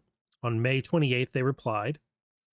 And then after they replied on June 2nd, look who pops up. Stephen Jonas, Norman Eisen, John Bolin, and Abby Lowell signed on to this case as well. Just like they were on the previous one for the FBI raid, now they're on this one for the records about staff. And then on June 5th, DOJ filed for a motion for in-camera review with the judge, which means just them and the judge taking a look at something DOJ wants to show the judge to help them with their arguments, which is pretty interesting. All right, let's go through this brief from the United States.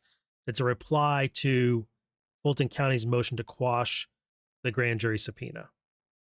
All right, folks, I'm back with another video concerning DOJ's probe into the 2020 election, and specifically their probe into Fulton County. I've already done a couple videos on this concerning the appointment of a special counsel. Hey, folks. Hey, folks, I'm back with another video about the FBI's criminal probe into... Actually, I shouldn't say that. Hey, folks, I'm back with another video regarding the DOJ's criminal probe into Fulton County's 2020 election. You may remember that back on January 28th of this year, the FBI raided a storage facility in Fulton County. They had several search warrants approved by a judge for some records that were in this storage facility that the Fulton Elections Board used.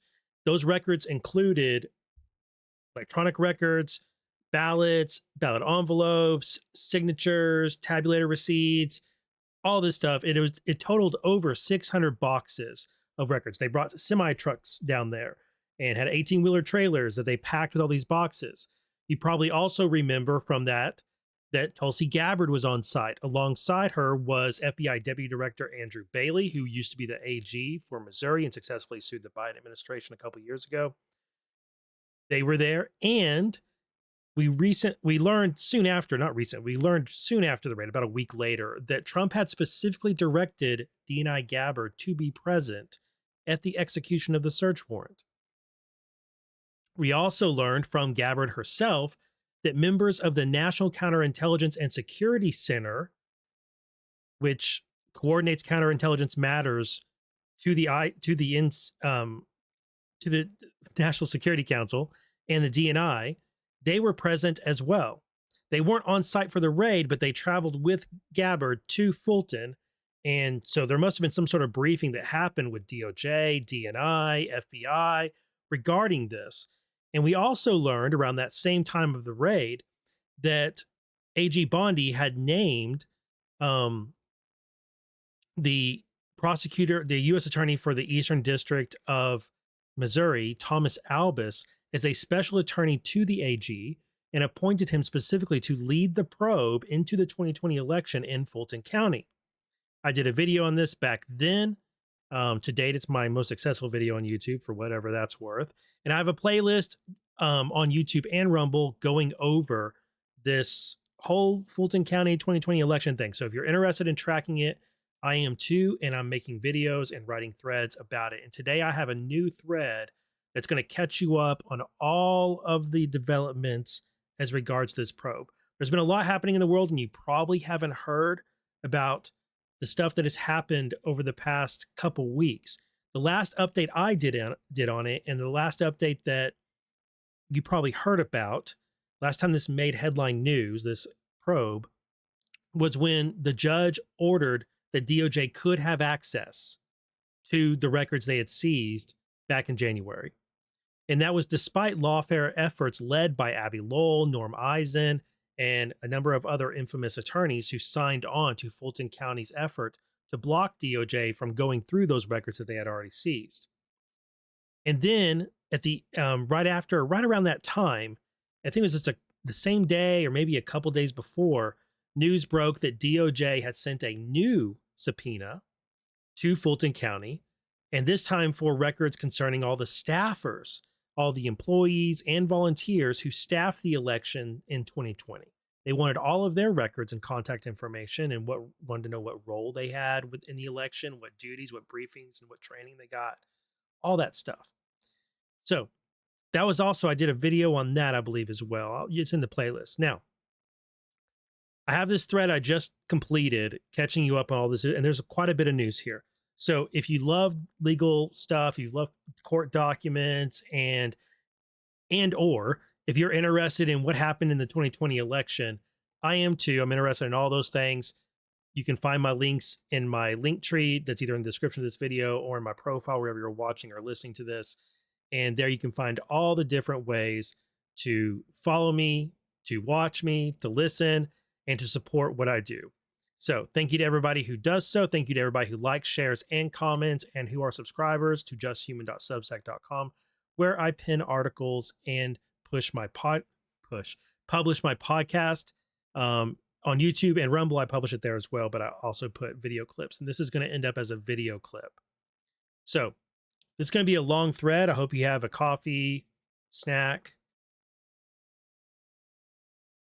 whatever it is you feel you need. Let's go. I'm actually going to go over to X for it. I'm going to link, I'll post this thread and links to the documents in the description of the video if you're interested in looking at them for yourself. All right. So here's the update. As of first week of June, the usual suspects are gearing up to fight the DOJ and their probe in Fulton County, this time as regards the grand jury subpoena for records of employees and volunteers who worked the 2020 election. And again, Norm Eisen, Abby Lowell, and all of those types are there signing on to this docket, onto this civil case. You may, I guess I left, well, we'll get to it anyway. I don't need to even talk about that. We'll get to it anyway. Now, here's the background. April 20th, 2026, the FBI served a subpoena to Fulton County Board of Registration and Elections for information concerning individuals who worked the 2020 elections in Fulton County. Their request, which is right here boxed in red, was for rosters of election staff members who served that November, including their name, position or function, their email address and residential addresses, their telephone numbers, and they want to know individuals who, for example, reviewed mail-in ballots, were assigned to voter review panels or boards, assigned mobile voting locations, who transferred results via either tabulators or media or ballot stock or USB drives, individuals employed or contracted by Fulton County to run these elections, individuals who worked or volunteered on election day, who were assigned to review or tabulate ballots, individuals who worked or volunteered for the risk limiting audit as well, individuals who worked or volunteered for the recount, individuals who served as precinct managers and assistant managers. Fulton had until May 5th to comply with that subpoena, but on April 29th, they reached out to DOJ and asked for a 14-day extension, which the DOJ agreed to.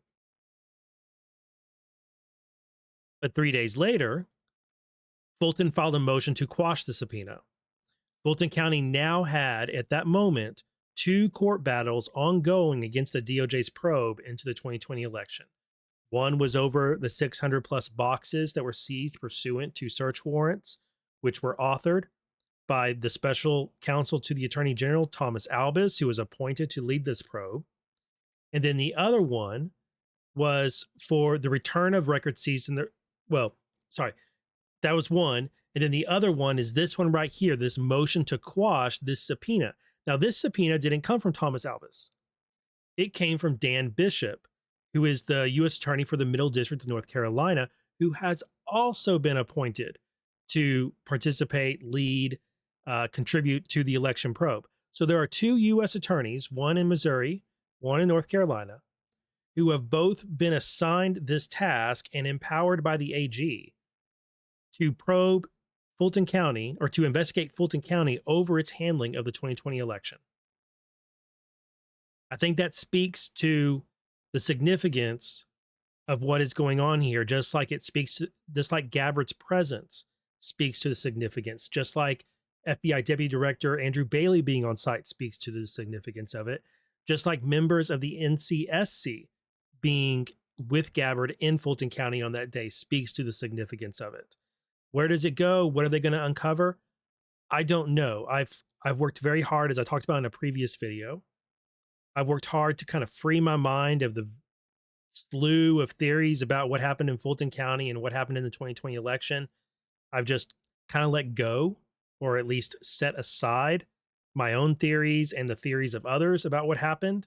And I am just ready to see what shows up in court. I'm ready to see what shows up in filings, in evidence, at trial. That's what I want to see. And we'll all draw our own conclusions about it after we see what facts can be put together by this investigation. And I encourage you to do the same.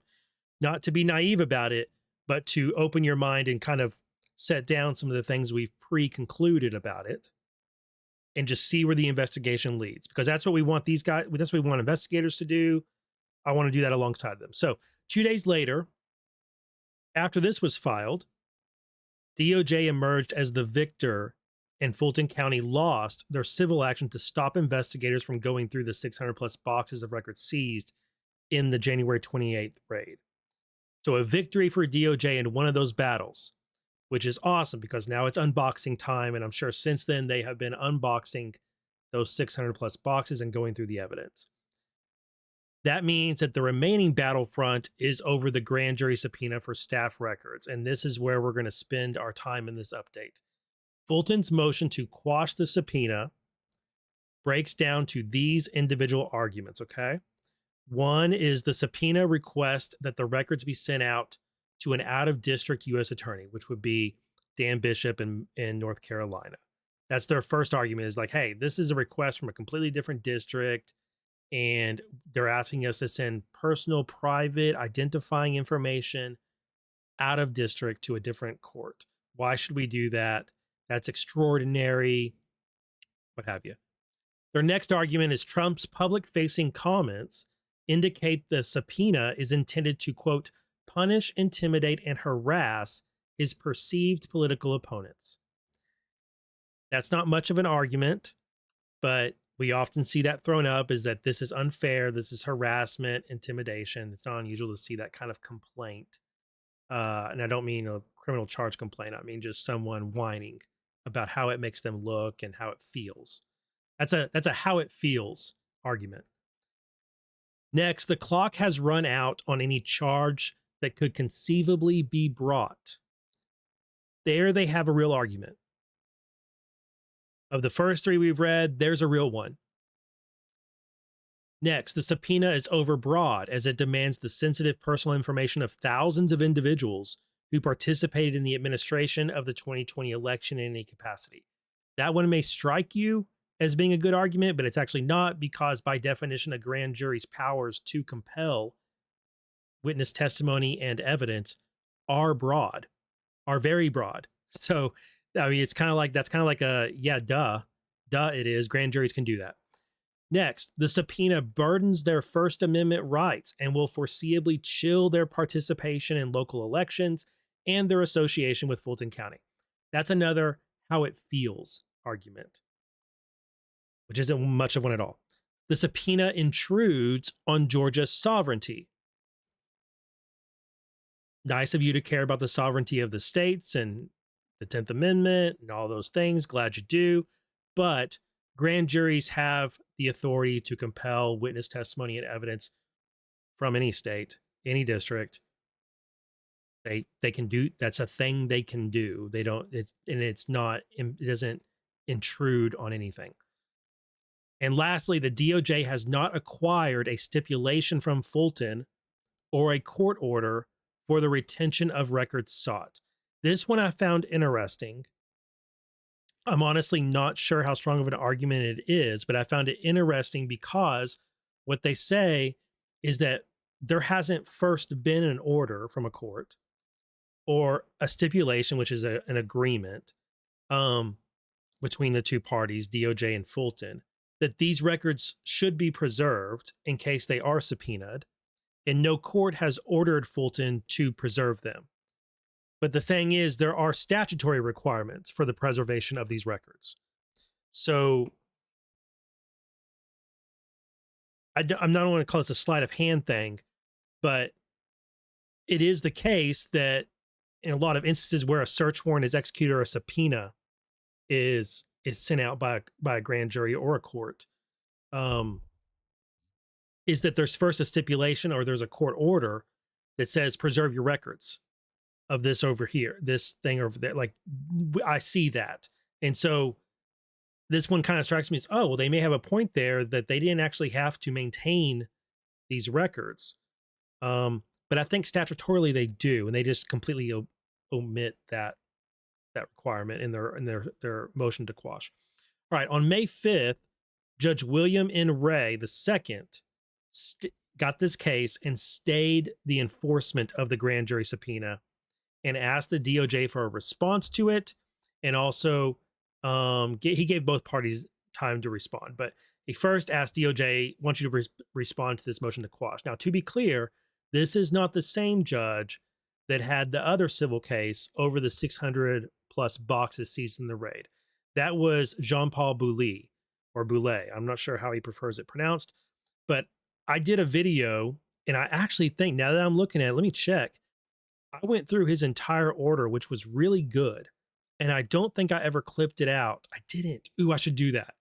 Okay, so I've done 2 videos on this, really 3. I did a third video where I went through, it's very long, but I went through his entire order, and it served as a really good background on everything that's gone on with getting those records and on what happened with the 2020 election. It was just a really good order, and it was a very enjoyable read. So if you're watching this video, I should upload that before I upload this one. Okay, I'm going to hope I remember to do that. Back to the thread. Just adapting as we go along, right? All right, all of this was initially happening under seal. All the documents we just showed you I just showed you. Not we, me and the dogs. All the documents me and my 2 labs just showed you were initially happening under seal. But on May 14th, Fulton motioned for the docket to be unsealed, which a few days later, the judge agreed. On May 15th, the DOJ responded and cross-motioned for enforcement of the grand jury subpoena. So very nice. And just to help you understand, if it doesn't immediately land with you, what that means is that the motion to quash is seeking the court to tell DOJ, knock it off. You can't do that. The DOJ's cross motion is saying, yeah, actually, we can do that and you can't stop us. Also, judge, would you tell them you have to comply? So wham, bam. It's a shields up. Also, here's the sword, which is awesome. And Dan Bishop obviously is the kind of man who, when he sees an opportunity, he takes it, which good on him. On May 19th, a hearing occurred, the first hearing. And at that hearing, the judge granted the motion to unseal the docket. And that's what gave everybody a peek at it for the first time. And he gave the parties 14 days to submit their briefs on the motion to quash and the cross motion. And he gave them 14 more days to reply to those briefs. So a month time frame for everybody to brief the court on it and then to reply to the briefs. Okay. So everybody gets 2 bites at the apple or 2 plays on the field to try and advance the ball. I'm not sure what analogy works best there. All right. On May 22nd, Judge Ray directed DOJ to file. So this is 3 days later. So this is where things kind of start getting complicated a little bit. I'm going to do my best to keep it clear as can be. But there's a number of filings that the judge directs them to make. So the first ones are briefs about the subpoena and the motion to quash and the cross motion. On May 22nd, he put it into a written order. What was said at the hearing, he put it into a written order and he said, hey, I need from DOJ a supplemental brief addressing the additional authority and evidence referenced by Fulton County during the hearing. We don't know what that is. The hearing is not something we have a transcript of. There's no memorandum to go with it. We don't know what Fulton County brought up in that hearing that the judge is now requesting a brief on. All we can do is read the brief that they are going to file at some point and try and discern what was said, or maybe it'll literally tell us some of what was said, right? But this is where we get a tiny sliver of insight into the hearing, but we don't know what was said. And B, a separate brief addressing any arguments concerning any potential theory of wrongdoing that it contends supports the subpoena at issue. So this separate brief is going to address issues with the subpoena, theory of wrongdoing, which means and what he's meaning is the statute of limitations on any potential criminal charges and whether that undermines the legitimacy of the subpoena. DOJ filed the first supplemental brief on May 28th, and it's about this one, the part B, or the B brief, as I'm going to call it, okay? So the B brief has to do with the legitimacy of the subpoena, potential charges that could be brought, statute of limitations, all of those things. The A brief has to do with additional authority and evidence. Got it? All right, let's focus on the B brief. At the hearing, the court had put 2 key questions to the parties that they were to answer in this particular brief. The first key question is this: as regards the subpoena, does the SCOTUS opinion, the Supreme Court of the United States, does their opinion in the 1964 case of Grunwald v. United States mean that the statute of limitations would bar any criminal charges here? Don't worry about whether or not you've ever heard of Grunwald v. United States, okay? It doesn't matter if you've never heard of it. It doesn't matter. Just set that aside. The question is, does SCOTUS's opinion in a precedent case mean that the statute of limitations would bar any criminal charges here? Even reduced down more. Does the statute of limitations bar criminal charges here? That's the question. Next part. As regards DOJ's cross motion for enforcement of the subpoena, considering SCOTUS's opinion in the 1991 case of R Enterprises, is the subpoena reasonable if criminal charges are deemed time barred? Okay. So the first question The judge wants answered is the subpoena legitimate, even if the statute of limitations have run out? 2, is the subpoena reasonable if the statute of limitations has run out? Those are the 2 questions, okay? To answer those questions, they have to refer to the Supreme Court in 2 different decisions at least. Our Enterprises case, which we're going to talk about these 2 cases. Again, it doesn't matter if you've never heard of them before. It doesn't matter because they're going to get explained here and their significance is going to get explained. And I promise you it's very interesting. The Our Enterprises case was referenced many times in DOJ's response and cross motion to Fulton County's motion to quash the subpoena. But Grunwald, that case only came up at the hearing. It's not referenced in any other document on the docket. And it looks like it came up in oral arguments that Fulton County made, where they brought that Supreme Court case up and brought up comments the Supreme Court had made about that case and tried to use it against DOJ. The judge informed the parties that he may deem the subpoena unreasonable if possible criminal charges would be time barred. So he's telling them, look, if I go through these briefs and I decide the subpoena, the criminal charges that could result from this, whatever it is you're investigating, any criminal charges you might come up with from what you're investigating, the statute of limitations has run out on them, which means there's not going to be a criminal case, then I might consider this subpoena unreasonable, which means he might grant Fulton County's motion and DOJ would lose on this, okay? Which, I mean, I guess that's great that he's letting the parties know. Here's the thing this is all going to hinge on. If the criminal charges are time barred, I may decide the subpoena is unreasonable and refuse to enforce it, if not quash it. Which might be kind of the same thing. Grunwald was a post-conviction appeal. So let's talk about Grunwald. Grunwald was a post-conviction appeal where the contours of the conspiracy that were at issue in the criminal case remained an open question even after a trial. So this person was convicted on conspiracy and on these criminal acts, but the full scope of the conspiracy was not known and was still being figured out even after he had been convicted at trial. He then appealed his conviction and it got all the way to SCOTUS.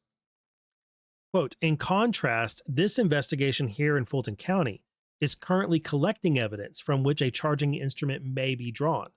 One would have to anticipate the allegations in an eventual indictment to decide now that Grunwald barred prosecutions. Given that the investigation is ongoing, that simply is not feasible or procedurally proper. It would circumvent the grand jury's chief function as an investigative body. It's literally, if you take Grunwald as Fulton County offered it in oral arguments, you're putting the cart before the horse. It's not going to work. And you're asking DOJ to have a crystal ball in order to discern whether or not Grunwald has some sort of effect barring prosecution here or barring a subpoena compelling evidence. I hope that makes sense.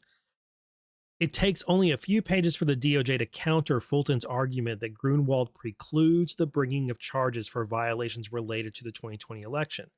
The holding in Grunwald is merely that, quote, after the central criminal purposes of the conspiracy have been attained, mere overt acts of concealment and acts of covering up, even though done in the context of a mutually understood need for secrecy, are not part of the conspiracy, or overt acts in furtherance of a conspiracy that extend the statute of limitations for the completed conspiracy.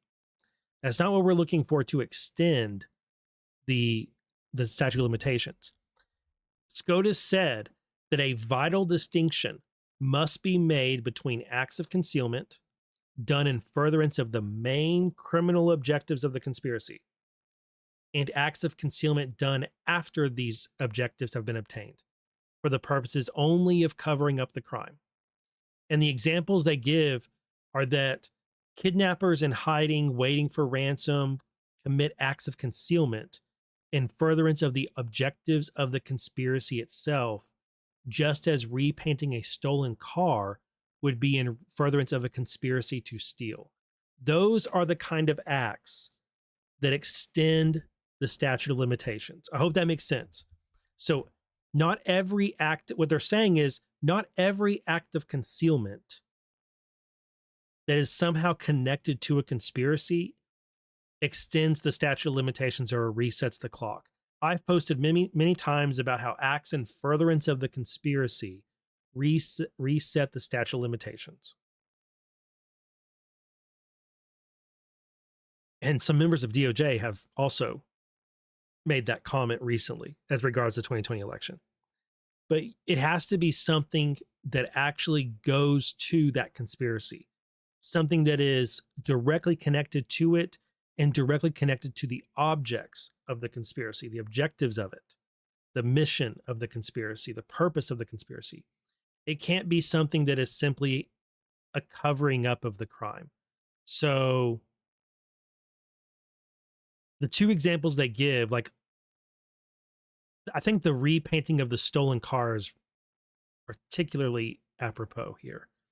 So if you can, in your mind, come up with some way in which the handling post-election of Fulton County, the handling of their records, the handling of other things related to the 2020 election in Fulton County is akin or analogous to repainting a stolen car, that's what we're looking for here. Those are the types of things that would extend the statute of limitations. If you can think of some of those ideas, feel free to comment what acts you think would be similar to a car thief repainting a stolen car, but in the context of an election. All right, next, the subtleties of defining the objectives of the conspiracy in Grunwald serve only as a reminder how premature it is to attempt to do so at the outset of the grand jury investigation. In other words, Grunwald actually goes to DOJ's argument, not Fulton's. Quote, any subsequent criminal acts or acts in furtherance of the criminal conspiracy would restart the limitations period. Until a specific conspiracy or other criminal charges identified and defined, it is impossible to determine when its main criminal objectives are complete, and whether specific acts of concealment are part of those objectives or merely cover up afterward. As regards the subpoena and the probe in Fulton County, an investigation is ongoing. So how can it be said that the clock has started, stopped, or been run out on any conceivable charges? It cannot be said. And the case of Grunwald is a reminder of that. It's a reminder of how to put the cart and the horse in order. The subtleties of defining the objectives of the conspiracy in Grunwald serve only as a reminder how premature it is to attempt to do so at the outset of a grand jury investigation. That is why the many Supreme Court holdings on grand jury practice forbid imposing such an obligation on the government.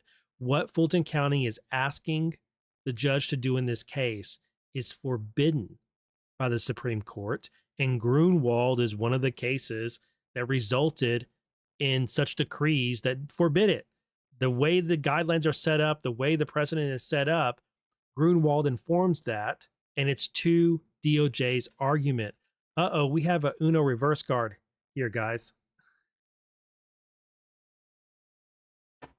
Dan Bishop not only doesn't miss an opportunity to counterpunch, he also uses the judo flip.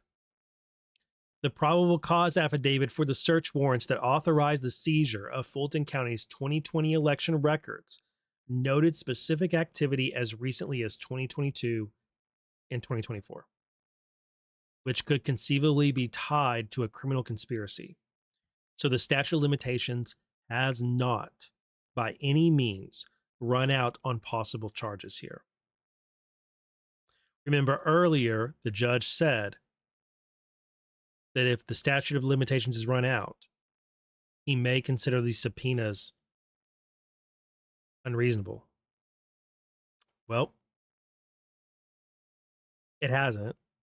Also, you can't possibly know whether or not the statute of limitations has been extended on possible charges because you haven't yet scoped out the entire criminal conspiracy and its objectives. Moreover, the only conspiracy type conduct anticipated by the government's brief, as they filed in their cross motion, is conduct that may have occurred during various inquiries and investigations following the November 2020 election, as detailed in the affidavit for the search warrant in Fulton. The probable cause affidavit describes inquiries and investigations ongoing as late as December 2025.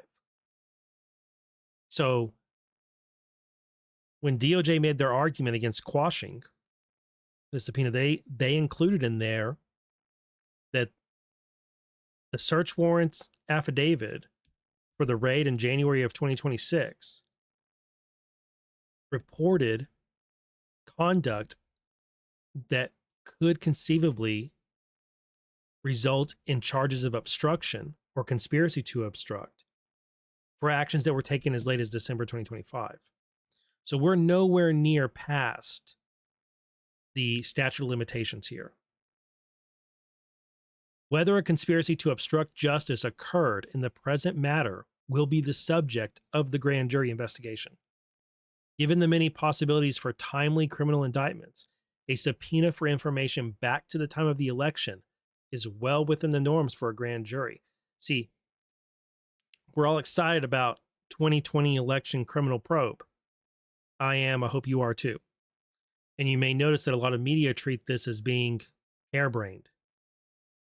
But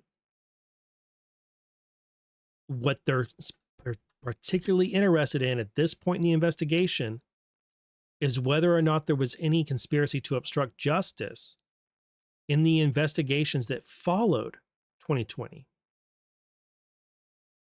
From SCOTUS's remand in Trump v. Vance, they wrote, "No magic figure limits the vintage of documents subject to a grand jury subpoena. The law requires only that the time bear some relation to the subject matter of the investigation." So, here they're scoping out another part of their argument where they say, one, statute of limitations, we don't know whether or not it's run out, first of all, because we haven't finished our investigation and haven't fully drawn out the criminal conspiracy and its main objectives. We can't know those things yet. That's what we're investigating. Two, we already are aware of and based our search warrant on actions that took place within a year of right now, and some of them go back only as far as 4 years. So even if we did scope it out and the oldest it might be was 2022, that's still within the statute of limitations. So there are charges here that are potential charges that are not time barred. That argument's defeated. Boom. Next, we're requesting documents that go back beyond those time periods, back to 2020. And SCOTUS has already stated that there is no magic number that's going to stop us or stop a grand jury from compelling the production of documents, no matter how old they are. As long as they have some relation to the subject matter of the investigation, a grand jury can compel them.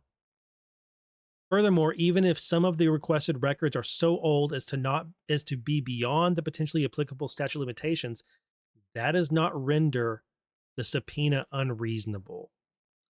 Bam. Bam. Right to the heart of what they need to get to, because there it is. There it is. There is thus no basis to deem the subpoena unreasonable. So right there, take a moment. Brilliant job by Dan Bishop arguing here. Brilliant job. He's not done yet, though. He's not done. Now on to the argument for cross motion to enforce the subpoena. So he supported and very convincingly argued that, yeah, these subpoenas are perfectly reasonable, legal, and within the guidelines SCOTUS has set out. Now on to the argument for cross motion to enforce. Arguments for cross motion rely heavily on SCOTUS's opinion in R Enterprises, okay? At the May 19th hearing, Judge Ray had indicated that the majority opinion in R Enterprises contained preamble type language, and that the court is inclined to take guidance from Justice Stevenson's concurrence and may deem the subpoena unreasonable if possible criminal charges would be time barred. So we've already partially defeated this because we've learned we can't possibly know if they're time barred, but the possible criminal charges that we are aware of are not time barred. And a subpoena for old documents is not unreasonable, even if it goes back beyond the statute of limitations. The document's existence or authorship goes back beyond, or origin, beyond statute of limitations. But the grand jury's role is to investigate. And we don't have a crystal ball here.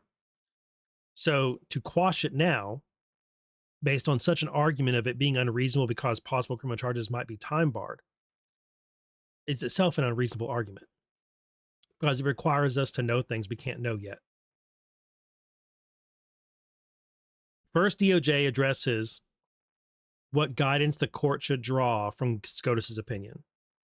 Quote, it would conflict with R Enterprises' majority opinion to use a general skepticism about timeliness of a possible future indictment to truncate the investigation under, quote, a balancing approach, which is what Justice Stevens suggested in his concurrence. But remember, it's the concurrence. It's not the majority opinion. It's a concurrence. Quote, they must follow a precedent of the Supreme Court unless and until that court overrules it. The holding of an opinion of the court, joined by 5 justices, is a precedent that binds a lower court, meaning this one where this is happening in Fulton. Except in rare circumstances, concurrences are not the law. That is so even for a concurrence by a justice who joins and elaborates on or nuances the majority opinion. You see, Judge Ray here said he may seek guidance from the concurrence of Justice Stevens. Dan Bishop's job in arguing for this is to articulate that, yeah, Justice Stevens did offer a concurrence here, but it's the majority opinion that is binding on this court, not what Justice Stevens wrote in his concurrence. In R Enterprises, Justice Stevens and 2 other justices concurred only in the judgment and the parts of the majority opinion, parts 1 and 2, and then they dissented from parts 3A, 3B, and 4. Because at least 6 justices joined all parts of the majority opinion, it binds this court in Georgia.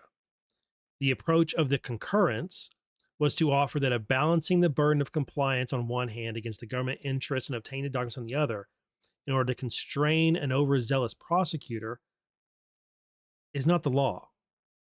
The court's assessment of reasonableness must conform to the majority's constraints in R Enterprises, and it can take no guidance from the concurring opinion.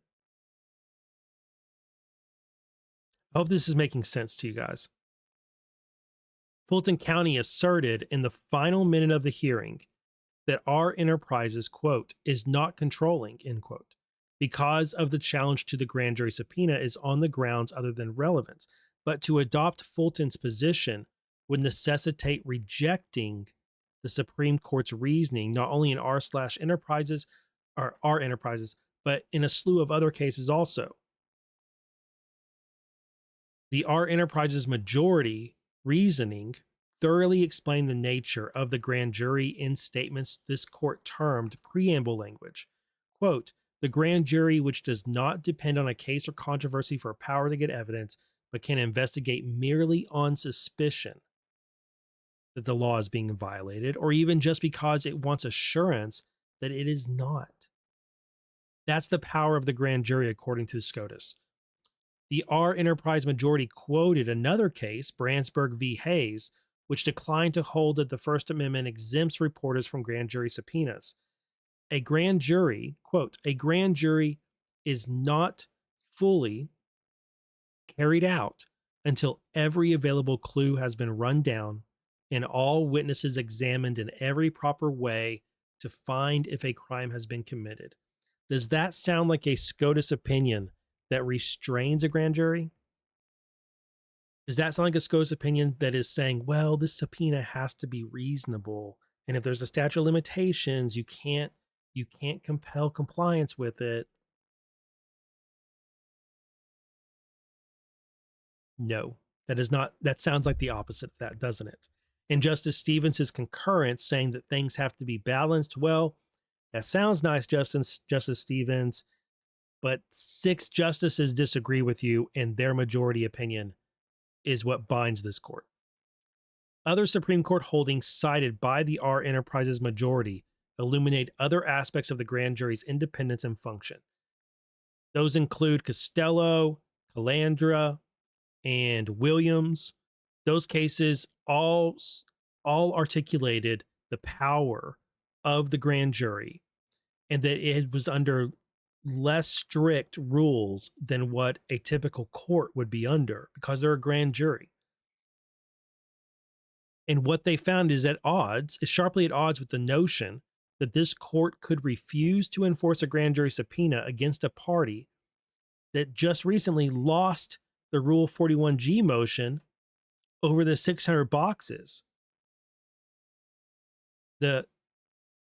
All of these cases that informed SCOTUS's 6 justice strong majority opinion in R Enterprises all articulate and illuminate, as he says, the power of the grand jury to compel evidence and witness testimony.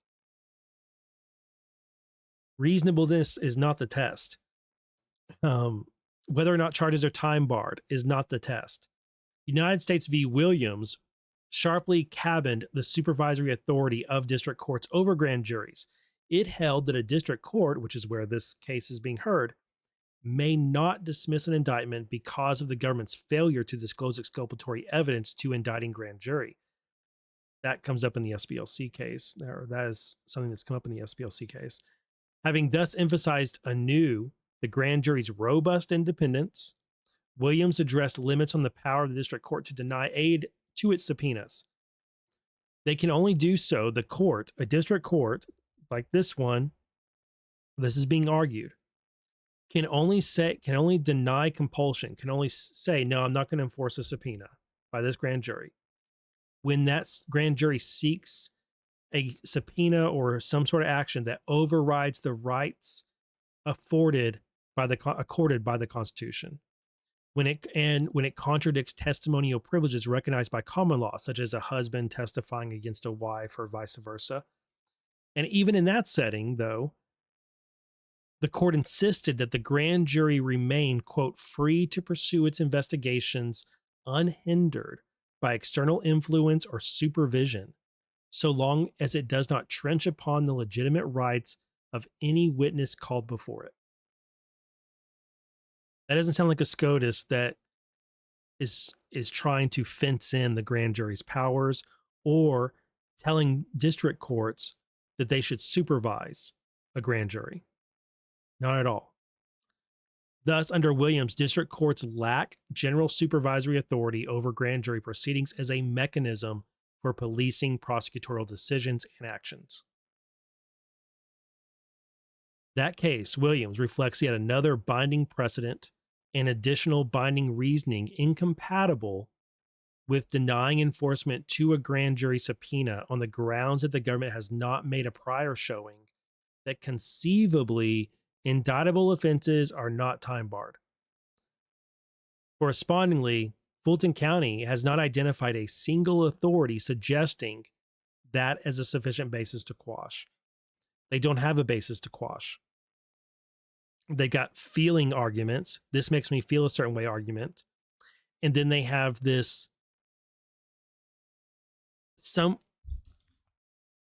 initially understandable and seemingly I don't know what's strong, but an argument worth making. Charges are time barred and it's an out of district attorney seeking in. That's not really even that strong. But Dan Bishop has done a great job here of countering every argument and showing that the cases cited by Fulton County support what DOJ is trying to do here, and that DOJ's cases that they support in their brief not only counter Fulton's arguments to quash the subpoena, they also limit the district court's ability to get in the way of it. In fact, they nudge the court, require of the court even, that it must compel the compliance with those subpoenas.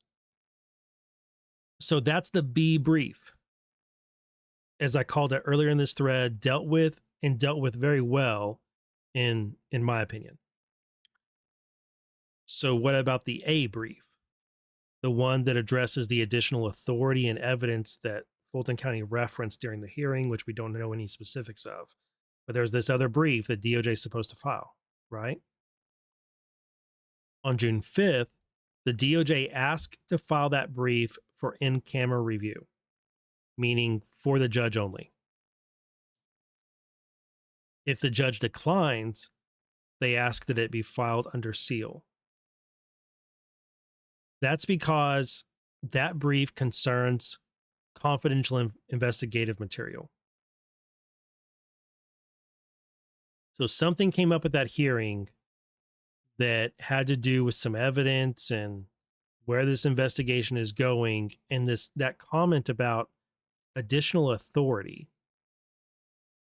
That one really strikes me because it makes me wonder if that additional authority is from a different branch or a different department or agency, such as the DNI. I don't know that. I'm not stating that that's what it is, but it makes me wonder. The DNI is the reason Trump requested DNI to be there, is the reason that NC or NSCS or whatever, is the reason they were there is because they had something. They were looking for something. And what is this other evidence that was referenced by Fulton County? Something's up, guys. Something's up. And whatever it is, it's sensitive enough that they're asking for it to be filed just for the judge to see, because they don't want the defense attorneys to see it. And they definitely want the public to see it. Now, if the court denies their request to have it in camera, they request that it be under seal. So this was on June 5. We'll see what the judge says about it. Last I checked, he had no. So that was 4 days ago. So he hasn't replied. He hasn't ruled on whether or not they can do it. Just thought it'd be a pretty quick decision, but it's not. So, all right, that's your update on what's going on in this Fulton County 2020 election probe. Let me know your thoughts on it in the comments. Please like and share and subscribe and all that stuff. And I'll see you in the next video. Thanks for watching.